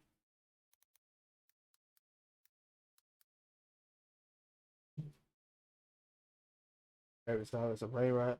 Oh yeah, you was playing with Angel, weren't you? I had seen it earlier when I first I had seen it when I first got on Twitch. I was like, my boy T-Row live. To be purely positive or negative. They're complicated. At its best, Dragon Ball Daima delivers a stunningly premium experience filled with moments so genuinely captivating and authentic, they managed to evoke an excitement I hadn't felt since childhood. An excitement Dragon Ball Super never even came close to eliciting from me. Yet, at its worst, that very premium facade began to fracture and eventually crumble, exposing, in my view, a narrative far more troubled and messy than what Daima's generous production schedule could possibly ever excuse. Though still, despite these flaws, when the final credits rolled, I couldn't help but shed a tear. Not just for what we had received, but also for a profound echo left behind. This nigga hates a Super. potential left perhaps forever unfulfilled. I'm Totally Not Mark, and today I want to unpack my complicated feelings about this magical, tragic, and at times frustrating final creative echo from the author that defined my formative years, the late and forever great Akira Toriyama, and his final parting gift to us all, Dragon Ball Daima.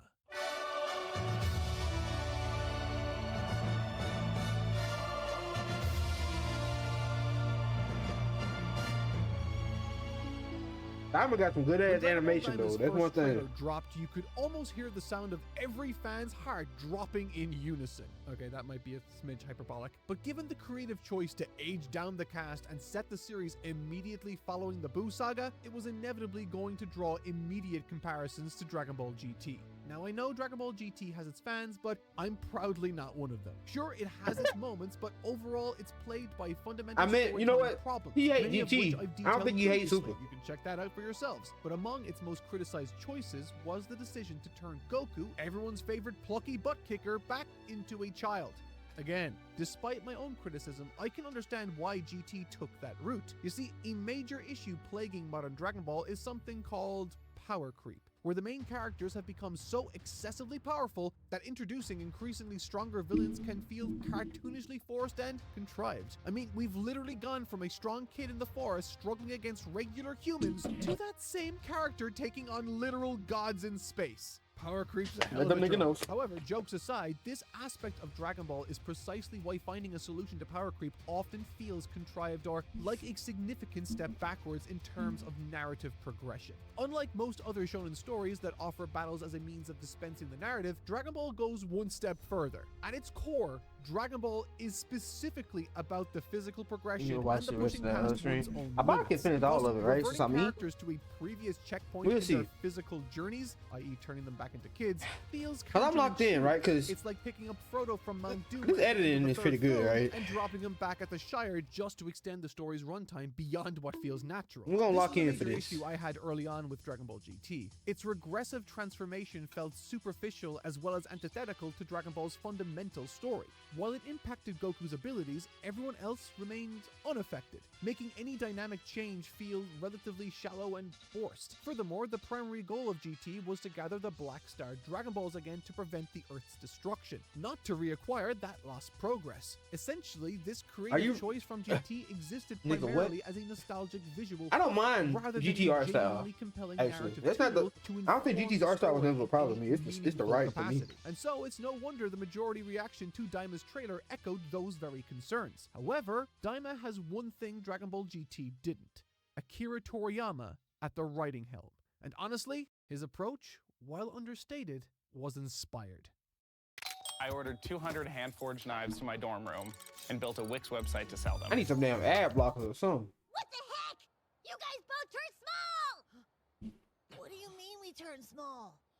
Unlike GT, where turning Goku into a child felt like a nostalgic and largely surface-level change, Daima deeply integrates the concept into the totality of its narrative's fabric. I don't it's wanna. not just a comedic gimmick, it reshapes character dynamics Zombie, and I their don't wanna. interactions with the world. There's genuine charm and thoughtfulness in seeing characters adjust to their newfound youth. Yes, it's funny seeing Roshi without his Ain't glasses that right, I looking want. like a chubby Saitama, but beneath the humor lies an earnest exploration of how those younger bodies affect previously mastered skills. Watching Goku struggle to control his flight or misjudge his combat range due to his shorter limbs introduce real stakes and narrative complexity, helping the story return to an older style of Dragon Ball, emphasizing teamwork and diverse skill sets. Nothing is really lost through doing so, there's no regression. It's simply a new challenge for Goku and everyone else around him to overcome. Bulma is a prime example and beneficiary of this very creative Enjoy. choice. You know all the Unencumbered damn by her physical regression, she straw retains hat important websites, super don't you? technological expertise, all the while Goku can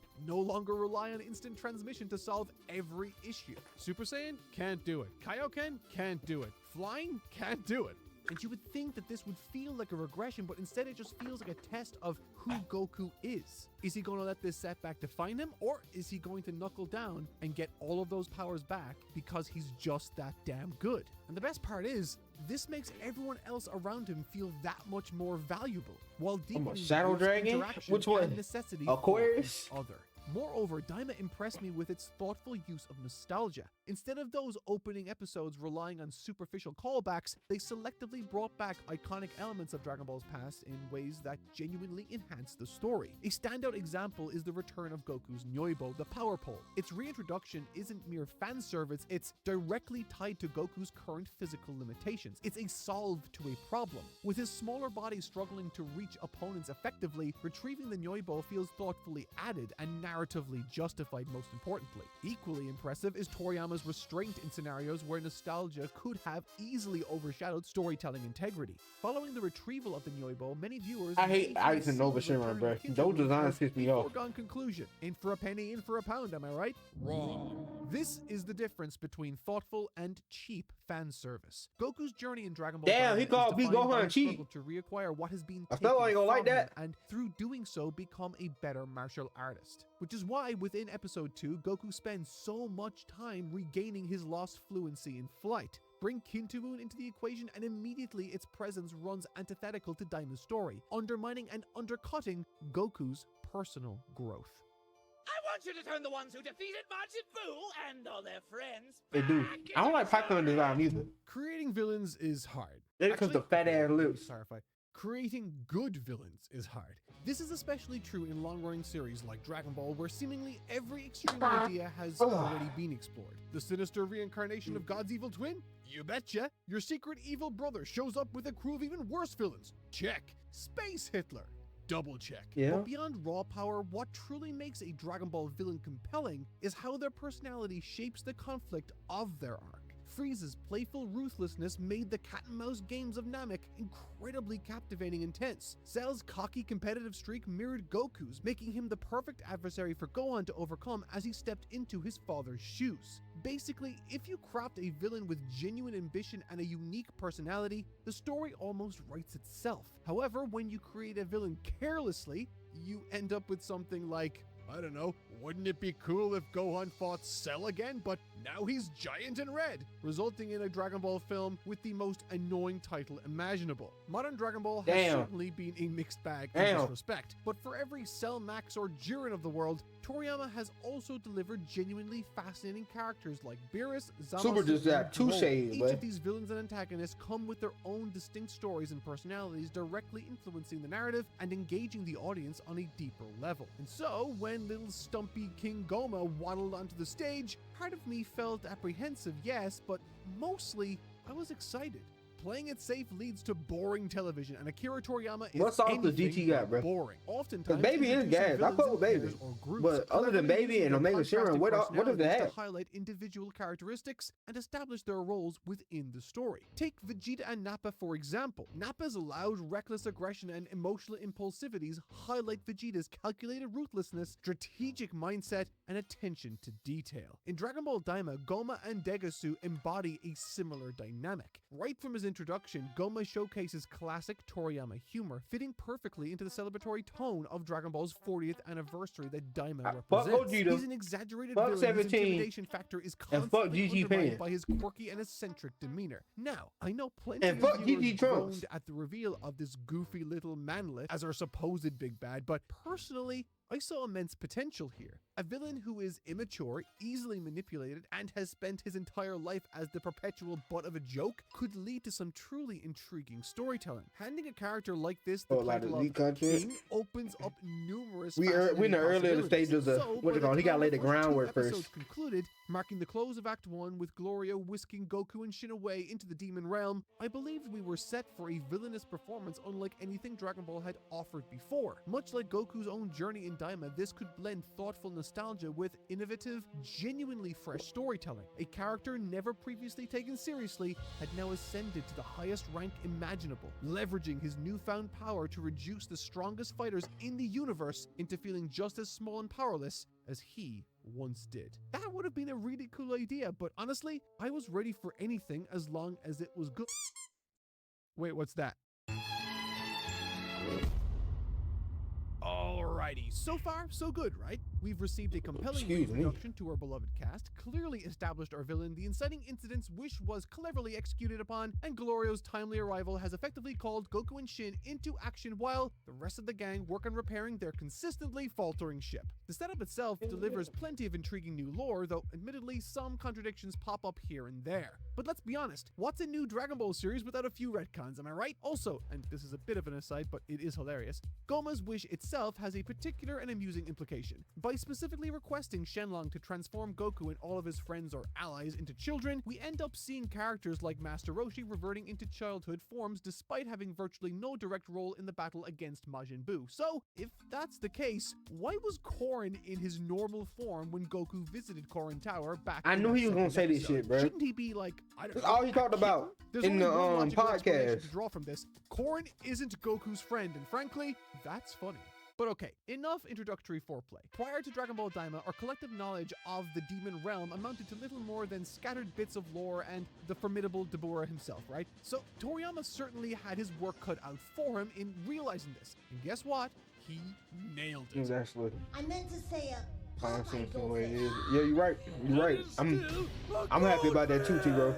This is where the adventure begins proper. Act 2 gets into full swing, and we dive into a portion of the story I affectionately refer to as the Corn's not even in episode GT. 8, the greatest episode of all time. I might be slightly over-exaggerating, but that is easily my favorite episode of his entire story, and when we get to that, I will, in excruciating detail, explain why. But first, We've got ships to lose, crash, breakdown, and steal, and oh my god, the demon world to explore. Warpfish as a narrative device encapsulates all of the quirky charm we've come to expect from Akira Toriyama. Visually distinct and narratively functional, Warpfish's warp mechanic vividly illustrates the societal structure within the demon realm itself. It's a nice bit of environmental storytelling. The 3 locked pathways depicted through red, blue, and yellow circles effectively underscore the stark socioeconomic divisions between the realms. The narrative clearly leverages this mechanic by forcing our heroes, and by extension us, to now we can see niggas use magic now. Possible point from our intended destination. And so even on the doorstep, niggas can go the root of magic. It's like God. It's another branch they can use. Ways, and it's a wonderful touch. But this is all set dressing, right? What about the dialogue? Well, it's surprisingly subtle, actually, particularly concerning the most mysterious character, Glorio. Many of us, myself included, hate it when stuff is spelled out for us in a show. And so when Glorio's familiarity with local customs and sensibilities is used to communicate that he is in fact from that neck of the woods, my face lit up. Skillfully, it fulfills 2 narrative functions, enhancing Glorio's depth as someone deeply entrenched in the poor that is not me, bro. Society quite elegantly, while that's also not me. Simultaneously bringing he changed his name, bro. Now, while I initially anticipated Shin to that nigga Savior, bro, in the action of the series, he an imposter. Therefore, is to be the brain. He ain't impossible. He ain't imposter, dog. Role by any stretch, and does you got it? Oh shit! To the early parts of the series through his that nigga Savion is an imposter. However, even upon second viewing, I was still a little let down by how that nigga is an imposter, bro. Overall story and its action. So, that nigga thought world building is solid and the dialogue is thoughtful while managing to feel off. This nigga Savion thought since I got married Saturday that I wasn't gonna come back and stream for a long time. Little did he know that I was coming back today. His ass got caught, and he talking about he got hacked. That nigga didn't get hacked. To Dragon Ball itself. That nigga didn't get hacked. Ain't nobody hacked this shit. It's all set up. Oh shit. The fighting. They come a Verum stream, y'all. He said, say it again.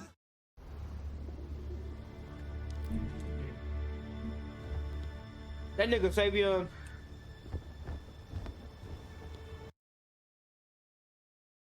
Savion gonna think. Savion gonna think, get people thinking I did shit.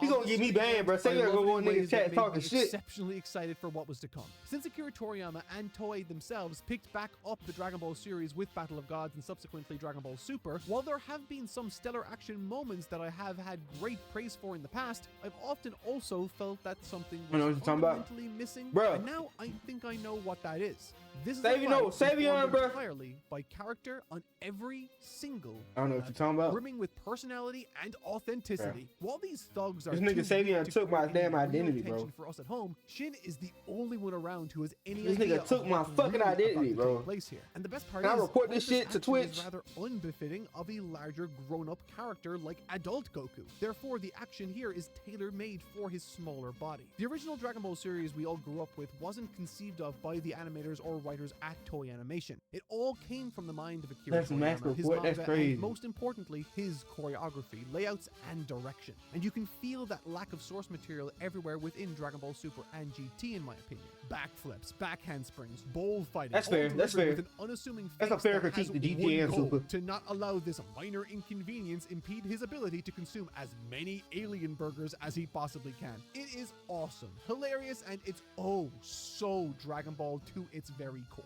There are no flurry of blasts or quote-unquote stereotypical Dragon Ball choreography here. This is a fight that only Goku would have, and one that only could have happened in this specific setting. It is perfect. Somewhat even reminiscent of early Bruce Lee and Jackie Chan films like Drunken Master. However, it's in the climax to episode 4 that, for me, presented both the darkest narrative moment in the series so far, and maybe the most significant missed opportunity too. You see, vividly showcasing Goma's cruel regime through the military police forcibly draining life from impoverished villagers as a form of twisted debt repayment, it's brutal. You and what's more is, the actual technology here can have thematic connections to Goku's reduced age and lifespan vulnerabilities. It feels intentionally designed to introduce threats uniquely suited to challenge a Saiyan child like Goku. But guess what? We never see these machines again. I was devastated. I even made a video predicting its future implication because I was so sure it was actually going to come up again. But my own bitter disappointment. Now he gotta wait to change his name, bro. 60 days. Sets the stage for an unlikely this nigga go. No, it's not Goku. This nigga walking around here like he Metal Sonic or something, bro. Girl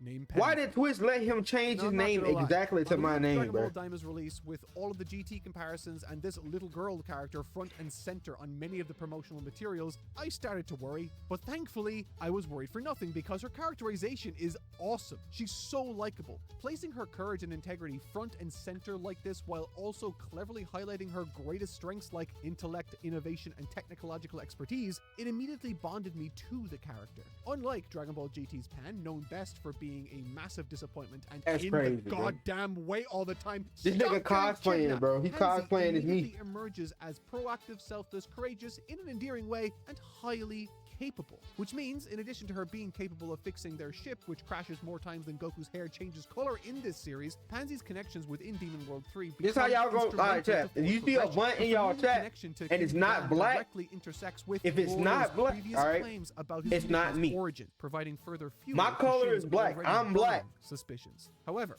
So if you see while black all of these names in your elements chat, that's individually me. seem to hit the mark for But don't me, let Savion something change his color. consistently felt You gonna be missing, fucked something up. I couldn't quite pinpoint until the first major fight of the series.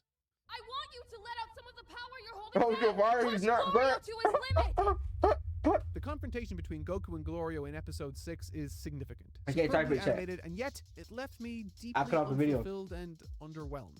That's what she said. So much so that by the time it ended, I was actually dreading what was to come in the future for the series. Visually, the fight undeniably shines as a dynamic exhibition of Glorio's magical abilities and Goku's requisition and mastery of Super was a Saiyan good 1 to fight. bring about the fight's end. It's beautifully animated and genuinely This was a impressive great to fight. watch. However, visual splendor aside, from a directorial level, as soon as Goku kicked off the fight with one arm behind his back, something crucial and necessary became distractingly apparent. Now, over a quarter of the way through the series, we have still yet to receive any form of tension. See, Forcing that's me to me. Question, what is That's this me fight's right there, purpose alright? beyond demonstrating that even as a child, Goku can thoroughly style on and dominate Glorio with ease? What greater narrative purpose does it serve? To give Glorio a sense of how strong Goku is?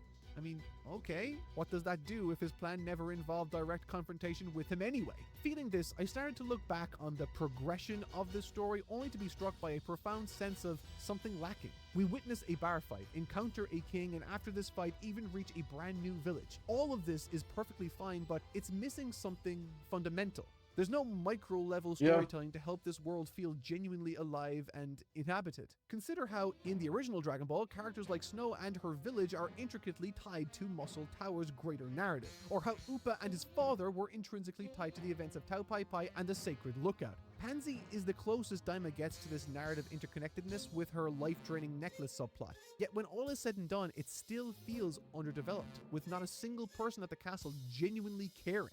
They pause briefly for a cheerful little fight, but quickly moving on never to address the issue again, leaving us at home with villagers we don't really know, or feel much about, or care about. Within this early section of the story, characters dotted all across every scene, from the Guys, when did you innkeeper become to such a tavern GT king, grader? all the way to the randos they meet on foot. Everyone is seen wearing these strange neck braces. We never understand why until we see Pansy's introduction. It's a brilliant scene and offers a lot of I ain't never texture seen you to the glaze world GT like this itself. before in my However, life. once Shin removes Pansy and Hibis's necklaces, the thread, as I said, is entirely dropped. Not a single character on the enemy team even tries to leverage these This final collars, backdrop? even when King Kadai You talking about the comes worst in at the Dragon Ball very game end. ever? It all feels totally void of meaning and narrative consequence. And that's not even to mention the fact that we are now 7 episodes deep into a 20-episode series, and Excuse Goku me. has yet to encounter a single antagonistic threat. To this story's credit, though, the strategic narrative decision to initially restrict Goku's ability to transform fully into Super Saiyan is commendable, Final as it Bout was preserves bad. long-term tension What you and talking about? unpredictability. Though, if Goku is orders of magnitude stronger than everyone Final he Bout was a encounters in the bad Demon game. World anyway, and his reacquisition of the transformation. What, did you comes hate about GT? I've been a GT hater unceremoniously since without day any one, real nigga. Struggle. I have to ask,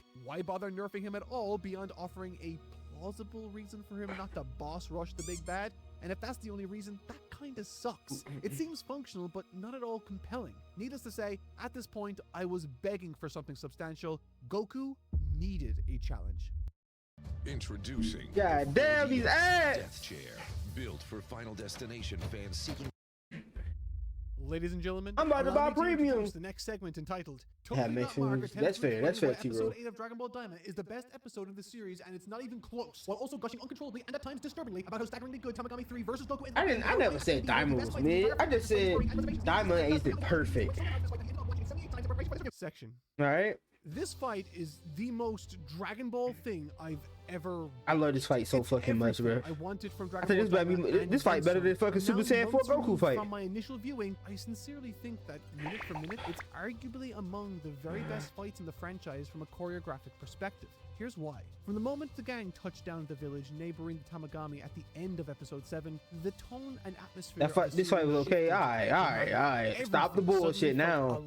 Stop the bullshit now. What's better? Name a better fight in Dragon Ball. That's better than episode 8. Tell me right now, Shiesty. Tell me a better fight with better choreography in the Dragon Ball franchise. 3. The Tamagamis effectively serve as Toriyama's answer to the notorious Act 2 problem, where many stories struggle to maintain momentum after Look at GT Core. beginning, yet before the climax versus fully TA. forms. With the first act concluding That was at a the good close of fight. episode 2 and the climax nowhere near close That to was a the good beginning, fight. Act 2 here serves as But a I don't know. building I don't block think or it's better than stepping this stone one. process towards the finale. Goku Ideally, it will versus provide T is a good targeted fight, and alright? bespoke How you give you that? consequences and challenges for the central You pulled out a characters deep cut. to That their nigga pulled out a journeys, deep with the cut for that one. I thought he was secondary gonna pull out one of. effect addressing any pacing I forgot issues. Shiesty In video ain't. game terms, He ain't like these most guys niggas that are only the watch bosses Z. guarding Alright, keys that Shiesty know unlock his the shit. final boss's room. He It's a real reliable nigga. narrative strategy, and from the moment these Shiesty a characters were hater, but he a introduced in real episode nigga. 1, I've been completely enamored by their design, lore, purpose, and specifically impressed by Toriyama's Why the hell method these of niggas out here introducing. sparking Zero? If you cast your minds Or back to Xenoverse? episode 1, Goma and Degusu express palpable distress Easy and money. fear over the power demonstrated. I want to by play with Earth's the fighters Tamagamis more than against fucking Majin Buu. Pansy and It's this Glorio. fear that acts as the impetus for the entire series. However, in order to obtain Dragon Balls and make the wish they needed, I never Goma watched chose to it. go directly to the Stop the Earthling's doorstep bullshit. that he feared, rather than make any Excuse attempt me. to pry these demon balls from his doorstep on these stoic guardians. That Excuse choice me. tells us everything we needed to know about them. These monoliths are staggeringly powerful, far beyond the scope and reach of the demon realm's highest authority. And that's Goku an versus Cell interesting better? detail because Goku what versus I Cell is a good particularly fight. appreciate about the One of my prelude to this favorites. battle is that it But I don't think captures it's better something than that's this been lacking in most Dragon Ball material since Goku's transition into adulthood. An atmosphere that's captured perfectly. I think in my this second favorite exchange fight out of between Dragon Pansy Ball and Goku when she says, "Are you really sure you might want to do be- this thing? I heard even King Dabura couldn't beat the Tamagami." This is a Goku reaction versus Cell. emblematic of all those Goku versus Cell is episode 8. Goku versus Cell to defeat Tamagami and 3. You see, for 20 years, fucking Goku versus Vegeta. So much as tried Majin in this Vegeta world, versus Super Saiyan which 2 tells us Goku. a lot about not just the Tamagami's strength, but the culture. I like of the those was my world favorite fights right itself. there. There's a culture in Demon World 3. Episode that's 8 just unlike hit. the other two. They're 'Cause I was- far from wealthy, largely I was simple one people like who it, endured episode 8 just considerable stretched out the oppression itch. for untold Goku versus Frieza. Goku versus For Frieza. thousands of years, they have existed under the boots of I can't say it's my tyrants, favorite. fostering a Like, pervasive culture of deceit, misery, I enjoy little it. hope for change or a brighter tomorrow, evident in every I enjoy interaction Goku we versus see. Frieza, but And yet, when faced with this it ain't my brilliant favorite. question from Pansy, all Goku can say is, When I hear that, I only want to do it more. this moment is when it clicked for me. Goku's journey as a child in this story isn't primarily to be challenged by his own limitations or to retrieve his lost powers. While those do serve functional roles within the narrative, the core purpose of Goku here is to liberate Alright, this Super Saiyan. world Ooh, from that's a tyranny good one. simply by being That's a himself. good one. The embodiment That shit not of canon. passion, ambition, and Like, endless Toei added that shit. as a long So, do we count that? A wave of nostalgia Do we count that washed fight? over me. That's a good ass fight. I ain't gonna hold you. That's a hard ass fight. An attempt to achieve the impossible. However, what makes this episode so impressive, to me at least, is what we don't see. Employing nostalgia like this isn't a surefire path to success. In fact, it's a complicated balancing act. A tightrope walk with one misstep and the I don't know. illusion shatters, bringing the entire scene crashing down. The way the animators and storyboard artists All you do is get intentionally nothing emphasize else. Tamagami 3's You right, hulking 'cause it figure and Goku's tiny stature to not only Toei, frame bro. certain That's why shots, but I'm scared what the future of Dragon Ball is gonna look like without Toriyama, bro. But this fight is insane, dog. Couldn't exist in this form. I can't believe these niggas at Spark and Zero looked at this fight and said, "Nah, we not gonna put Tamagami 3 in here." As we've seen from the many other large-scale battles. Like these niggas dead ass decided to put Glorio and fucking fucking pansy, dog. You got a nigga with a hammer. You know how much cool shit they could have did. You know what? You know why they did? They too lazy, bro. It's too much work. Using the very rock Tamagami 3 would have been too much work. Kicked up into the air through these heavy blows to position Pansy and himself Glorio for a easy. quick counterattack using his Nyoibo. But it didn't work. And seeing this, Goku uses the pole once again, this time to test his opponent's speed, barely managing to dodge a counterattack hammer throw in the process. The entire opening sequence, while inventively choreographed, is specifically structured such that I think I Goku like this fight is so much observing because and downloading the use of the power everything pole. Tamagami 3 can do. You'll notice that he never Bruh. really tries the same attack I've been wanting the twice, power pole to come if back he into the does do franchise it on those rare occasions, for so it's long, only to bro. bait in the And this attack shit he was my anticipates bread and butter, in order right? to This shit create an hit. opening for a brand new one. Plus, every failed attempt by Goku is met with an immediate response from him. He can't reach the Tamagami 3's head? No problem. He'll just bring the head down to the ground instead by taking out his legs. Beat for beat, this is less a battle and more a chess match. With each attempt, Goku picks apart Tamagami 3's formidable defenses piece by piece until he's got all the info he needs. It's easy to overlook, but this Goku, despite physically being a child, shouldn't behave childishly. Of course, even as an adult, Goku often remains blunt or oblivious to social norms, but that's distinctly different from his early Dragon Ball portrayal, where his youthful naivety defined him. Unfortunately, on occasion, Daima struggles with maintaining that crucial distinction. Unlike other beloved characters whose journeys revolve around conquering their inner demons, Goku's personal growth throughout the entire series has been, well, a lot more subtle and externalized. While there have indeed been moments of emotional growth from him, Goku's story never fundamentally hinged on his emotional maturity in the same way Vegeta's and Piccolo's arcs did. His story just simply never was about this. Toriyama knows that, but GT understands Dragon Ball Z. Alright, bud. leading to frustrating fluctuations in Goku's maturity. That's that an L eventually take, become bro. difficult That's to an L ignore take. if That's you're an as L familiar take. with the character and series as I am. At times, he's the innocent but seasoned Buu Saga version of himself that we all expect him to be, while in others, he's suddenly behaving as though he's just set out to train with Roshi for the first time. And I can kind of understand why some writers might want to push in this direction. This is a 40th anniversary celebration of the series after all, and within it there's a desire to showcase all the versions of Goku we've come to know over the decades. But just like I outlined in episode 1, there's a fine line between tasteful and thoughtless nostalgia. Thankfully though, in this episode, Goku feels like an adult in every way but physical. We're not looking at a fledgling prodigy innocently navigating a tense encounter, but a seasoned genius of martial arts combat feeling out his opponent. While Goku might struggle with words series so sometimes, much, bro. there's a sophistication to his movement I love this and shit choice so in much, combat bro. that often goes unaddressed because, again, he lets his actions speak for themselves. Wait, what's that little goober doing? I bought you a gift too from StockX. I really love being spoiled. I got a rendition. These is the white ones though.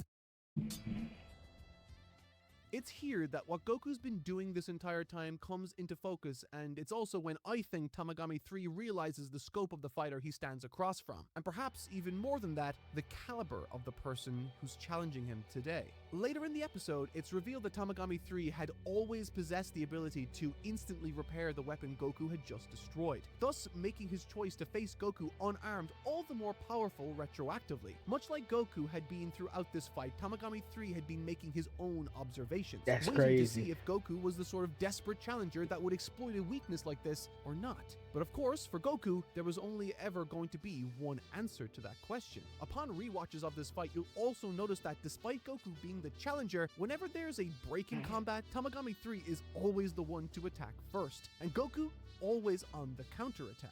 This, again, is by design, and because Goku, as is the case in most of his fights across the series, desires every challenge he engages in to be as fair as possible. Thus, through allowing his opponent to dictate the rules of engagement, he, Goku, can This use shit's so the gas, exact bro. right amount of strength to make the fight as interesting as possible. This is why, once he transforms into Super Saiyan 1, and Tamagami 3 reveals suddenly that he can shoot Ki Blast too, Goku, almost frustrated, exclaims, "Oh, come on, you can do that!" It's said not out of fear, but almost as a sense of betrayal. He had thought the rules of engagement had already been established, which is why, despite starting off this second phase in Super Saiyan far more aggressively, as soon as this ability was revealed, the space between him and Tamagami 3 widens once again. Heck, even as he gears up for what is the final attack of this battle, his words betray his motive. Well, that's how we're gonna play it. Oh my God, Stephanie sound, bro. All right, it's time for my Diamond rewatching the dub, bro, because Stephanie sounds so good, bro. It's restraint. Oh my God. For the story. Due to the frequency of the Kamehameha's use across the franchise, it's easy to forget just it's how time for my Diamond rewatch. Is. We're talking about a move Master Roshi himself spent decades upon decades honing and mastering. But outside of a few key moments here and there in the series, the Kamehameha has seldom lived up to the iconic reputation it acquired across the last few decades. However, this is where Goku and Dragon Ball Daima change all of that by showing Tamagami 3. Bro, it is Kamehameha so fucking good, bro. Bro, this shot like fucking a Godzilla shot, bro. Kamehameha has been used as a reliable ace in bro, they cooked on this scene, bro. I was so mad because like after episode 8, just look at the beam struggle between Goku and Vegeta during the Saiyan. It felt like Diamond kind of dipped because if Diamond would have stayed at episode 8's quality the whole time, our Diamond rewatch. Oh my God, you're right, sweetie. You're right, sweetheart. You're right. As a child, you're right, baby. 8 episodes. You're right. You're absolutely right. Oh my sweet He God! did the pose with the arms too. Oh Presented like a heart-melting. Look at this shit. That it was oh my God! Through rock, upending the earth surrounding Goku. If Diamond would have stayed at this point, bro, oh my God, if it would have just stayed here, the scope of the damage it leaves in its wake. Like fuck them giant, the giant episode. It's almost Godzilla's atomic breath. And the staggering part of it all is, even though Tamagami 3 somehow found a way out of this impossible to escape if Diamond just would have stayed right Goku, there, just like he has throughout this entire fight, is always 3 steps ahead. More than its beauty, more than its thrill factor, this fight shows Son Goku for what he truly is. The martial arts genius of Battle Shonen. Looking back on this fight and subsequent cup game, now armed with the knowledge of its outcome, the real story of this fight becomes unavoidably apparent. It was never about whether or not Goku could defeat this enemy, but rather if Goku could save this town and by extension the world they live in. And I think out of everything that takes place in this episode, no other moment so wonderfully synthesizes tell me the highs of GT. What's the highs of Dragon Ball GT? Tell me Dragon Ball challenge, the cup game. As seen, not just within Daima but across the entire franchise, Goku has never been the sort of person to concern himself with the opinion, support of, or adulation of others. And I think that's perfect. You see, a great battle shonen tells its story through combat and action. It's the language of the genre. But what makes Goku such a fantastic and, in my opinion, timeless battle shonen protagonist specifically is that on top of resolving conflict with combat, he manages to expose elements of his opponents and onlookers' personalities even they may not have been aware of in the first place through his actions, moving them from a position of unhealthy conformity and nihilism into necessary change. Meaning, quite literally, Goku is the embodiment and personification of the battle shonen genre itself. What begins as a sprinkling of a few disillusioned spectators, through the actions of Goku, something starts to change. What? The fight isn't over yet? This isn't how it's supposed to be. The Tamagami is invincible. And as more people are drawn into this increasingly hard to ignore battle, thanks to a single child, a story is playing out on the faces of every single individual onlooker. What began as a gathering for a funeral has transformed itself into a generation-defining celebration of hope. Now, with the undivided attention of the entire town, all that remains for Goku to do is to select the cup under which the prize is said to rest. Under what cup is the Dragon Ball hiding, he asks. The location of the Dragon Ball, which held the salvation of this world in its power, wasn't where any of the locals, Glorio, Pansy, or even Shin were looking. Symbolic of their greatest issue, they were all figuratively and literally looking in the wrong place. In the end, it took Goku, the personification of ambition, hope, and enthusiasm, to point out that the answer they were all looking for was hiding in plain sight the entire time. What an incredibly fitting end to this astounding challenge and fight. Forevermore, this Tamagami that once stood on the outskirts of this beaten down town as a monument to their own powerlessness can now act as a lasting reminder that no matter how far hope and salvation might feel, it's never truly out of reach as long as there are those out there who dare to believe that they can win. Allow me to introduce the leader of our delegation. She is the closest aide to the Sorcerer King. Has anybody even watched Overlord, bro? I stopped Overlord like season 2. Alright, when we get to Demon Run 2, we'll pause it. A smile managed to invade the once stone-cold expression of even Glorio.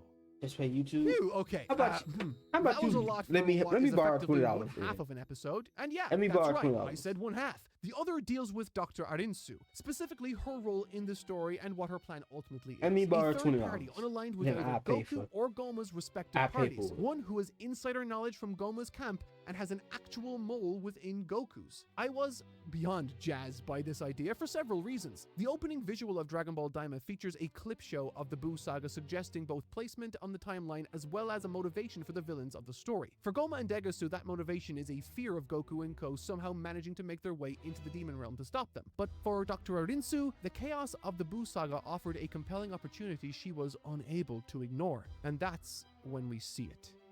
Hold on. Back up! What in the world would Arinsu have been doing in the middle of this?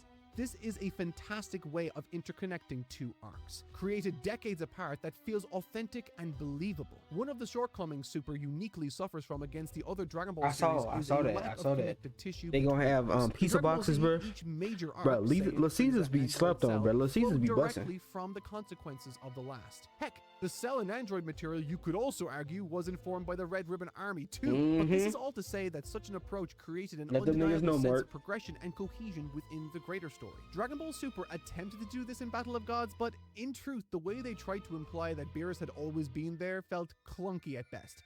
But this? It's so simple. This scene where Arinsu appears at the site of Vegeta's sacrifice feels perfectly integrated for two reasons. Firstly, unlike Beerus, who is explained to have had a hand in some of the most iconic and groundbreaking moments of the series, Arinsu simply sneaks in during a period of time and location where the focus wasn't on her or the story really. That is believable. Secondly, and this is the most important part, Dragon Ball Daima didn't shoehorn this Buu Saga Arinsu connection at the beginning of the series. Instead, her involvement is part of the mystery that reveals itself as the story unfolds. When Goma comes to Earth, he's told that others have passed through before him. The party of Deborah and Babidi are one of them, and the other, a mystery traveler. It's such a fun way to introduce retroactive continuity in my opinion. It just works. The final result is an incredibly well executed upon connection between Buu and Daima through this character, while simultaneously introducing a potent new threat that could radically alter the balance of power itself. It's a three-way cat and mouse game just like Namek. Suddenly, Daima is feeling dangerous, right as we head towards the mysterious and undoubtedly perilous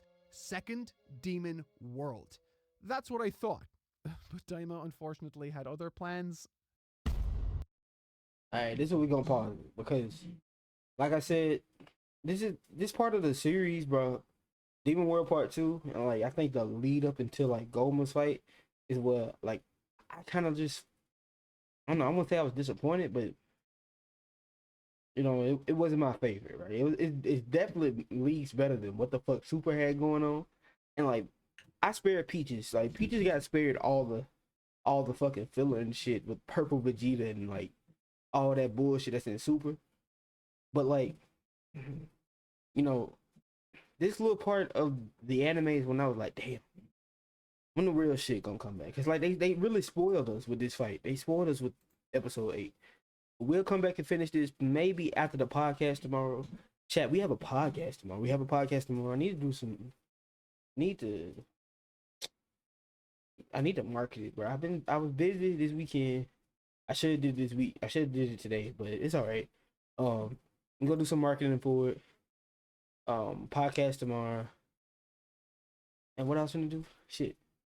Let's end the stream. This a GT podcast, but what are we gonna talk about? What are we gonna talk about? What is there to talk about? All right. Let's end the stream on GT. All right. Let's end the stream on GT. All right.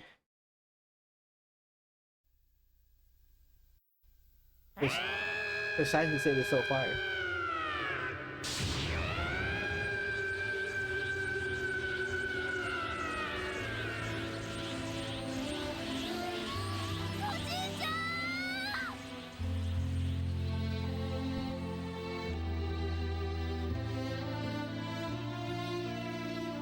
While we looking at Goku whole ass, bro. In the stream with the GT opening, you know you're right. All right, let's start the raid up first.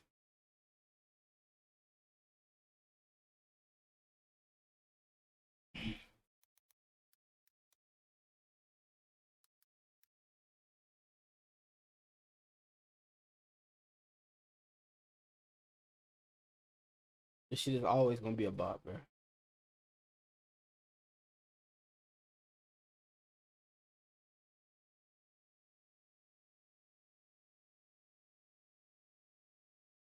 This shit will always be a bop.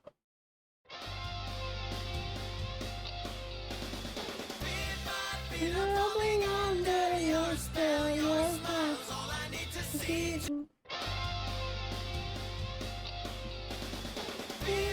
Been rolling under your spell, your smile's all I need to see to know well. Leave this endless darkness, come along with me, hold my hand.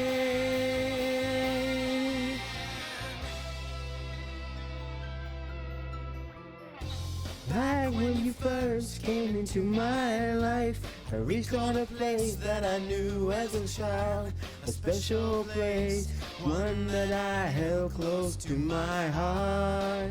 Won't you lead me in a dance down this winding road, where light and shadow entwine to take hold of the thoughts of life and left far behind. Know that sometimes I want to turn around and see the things that I passed on the journey.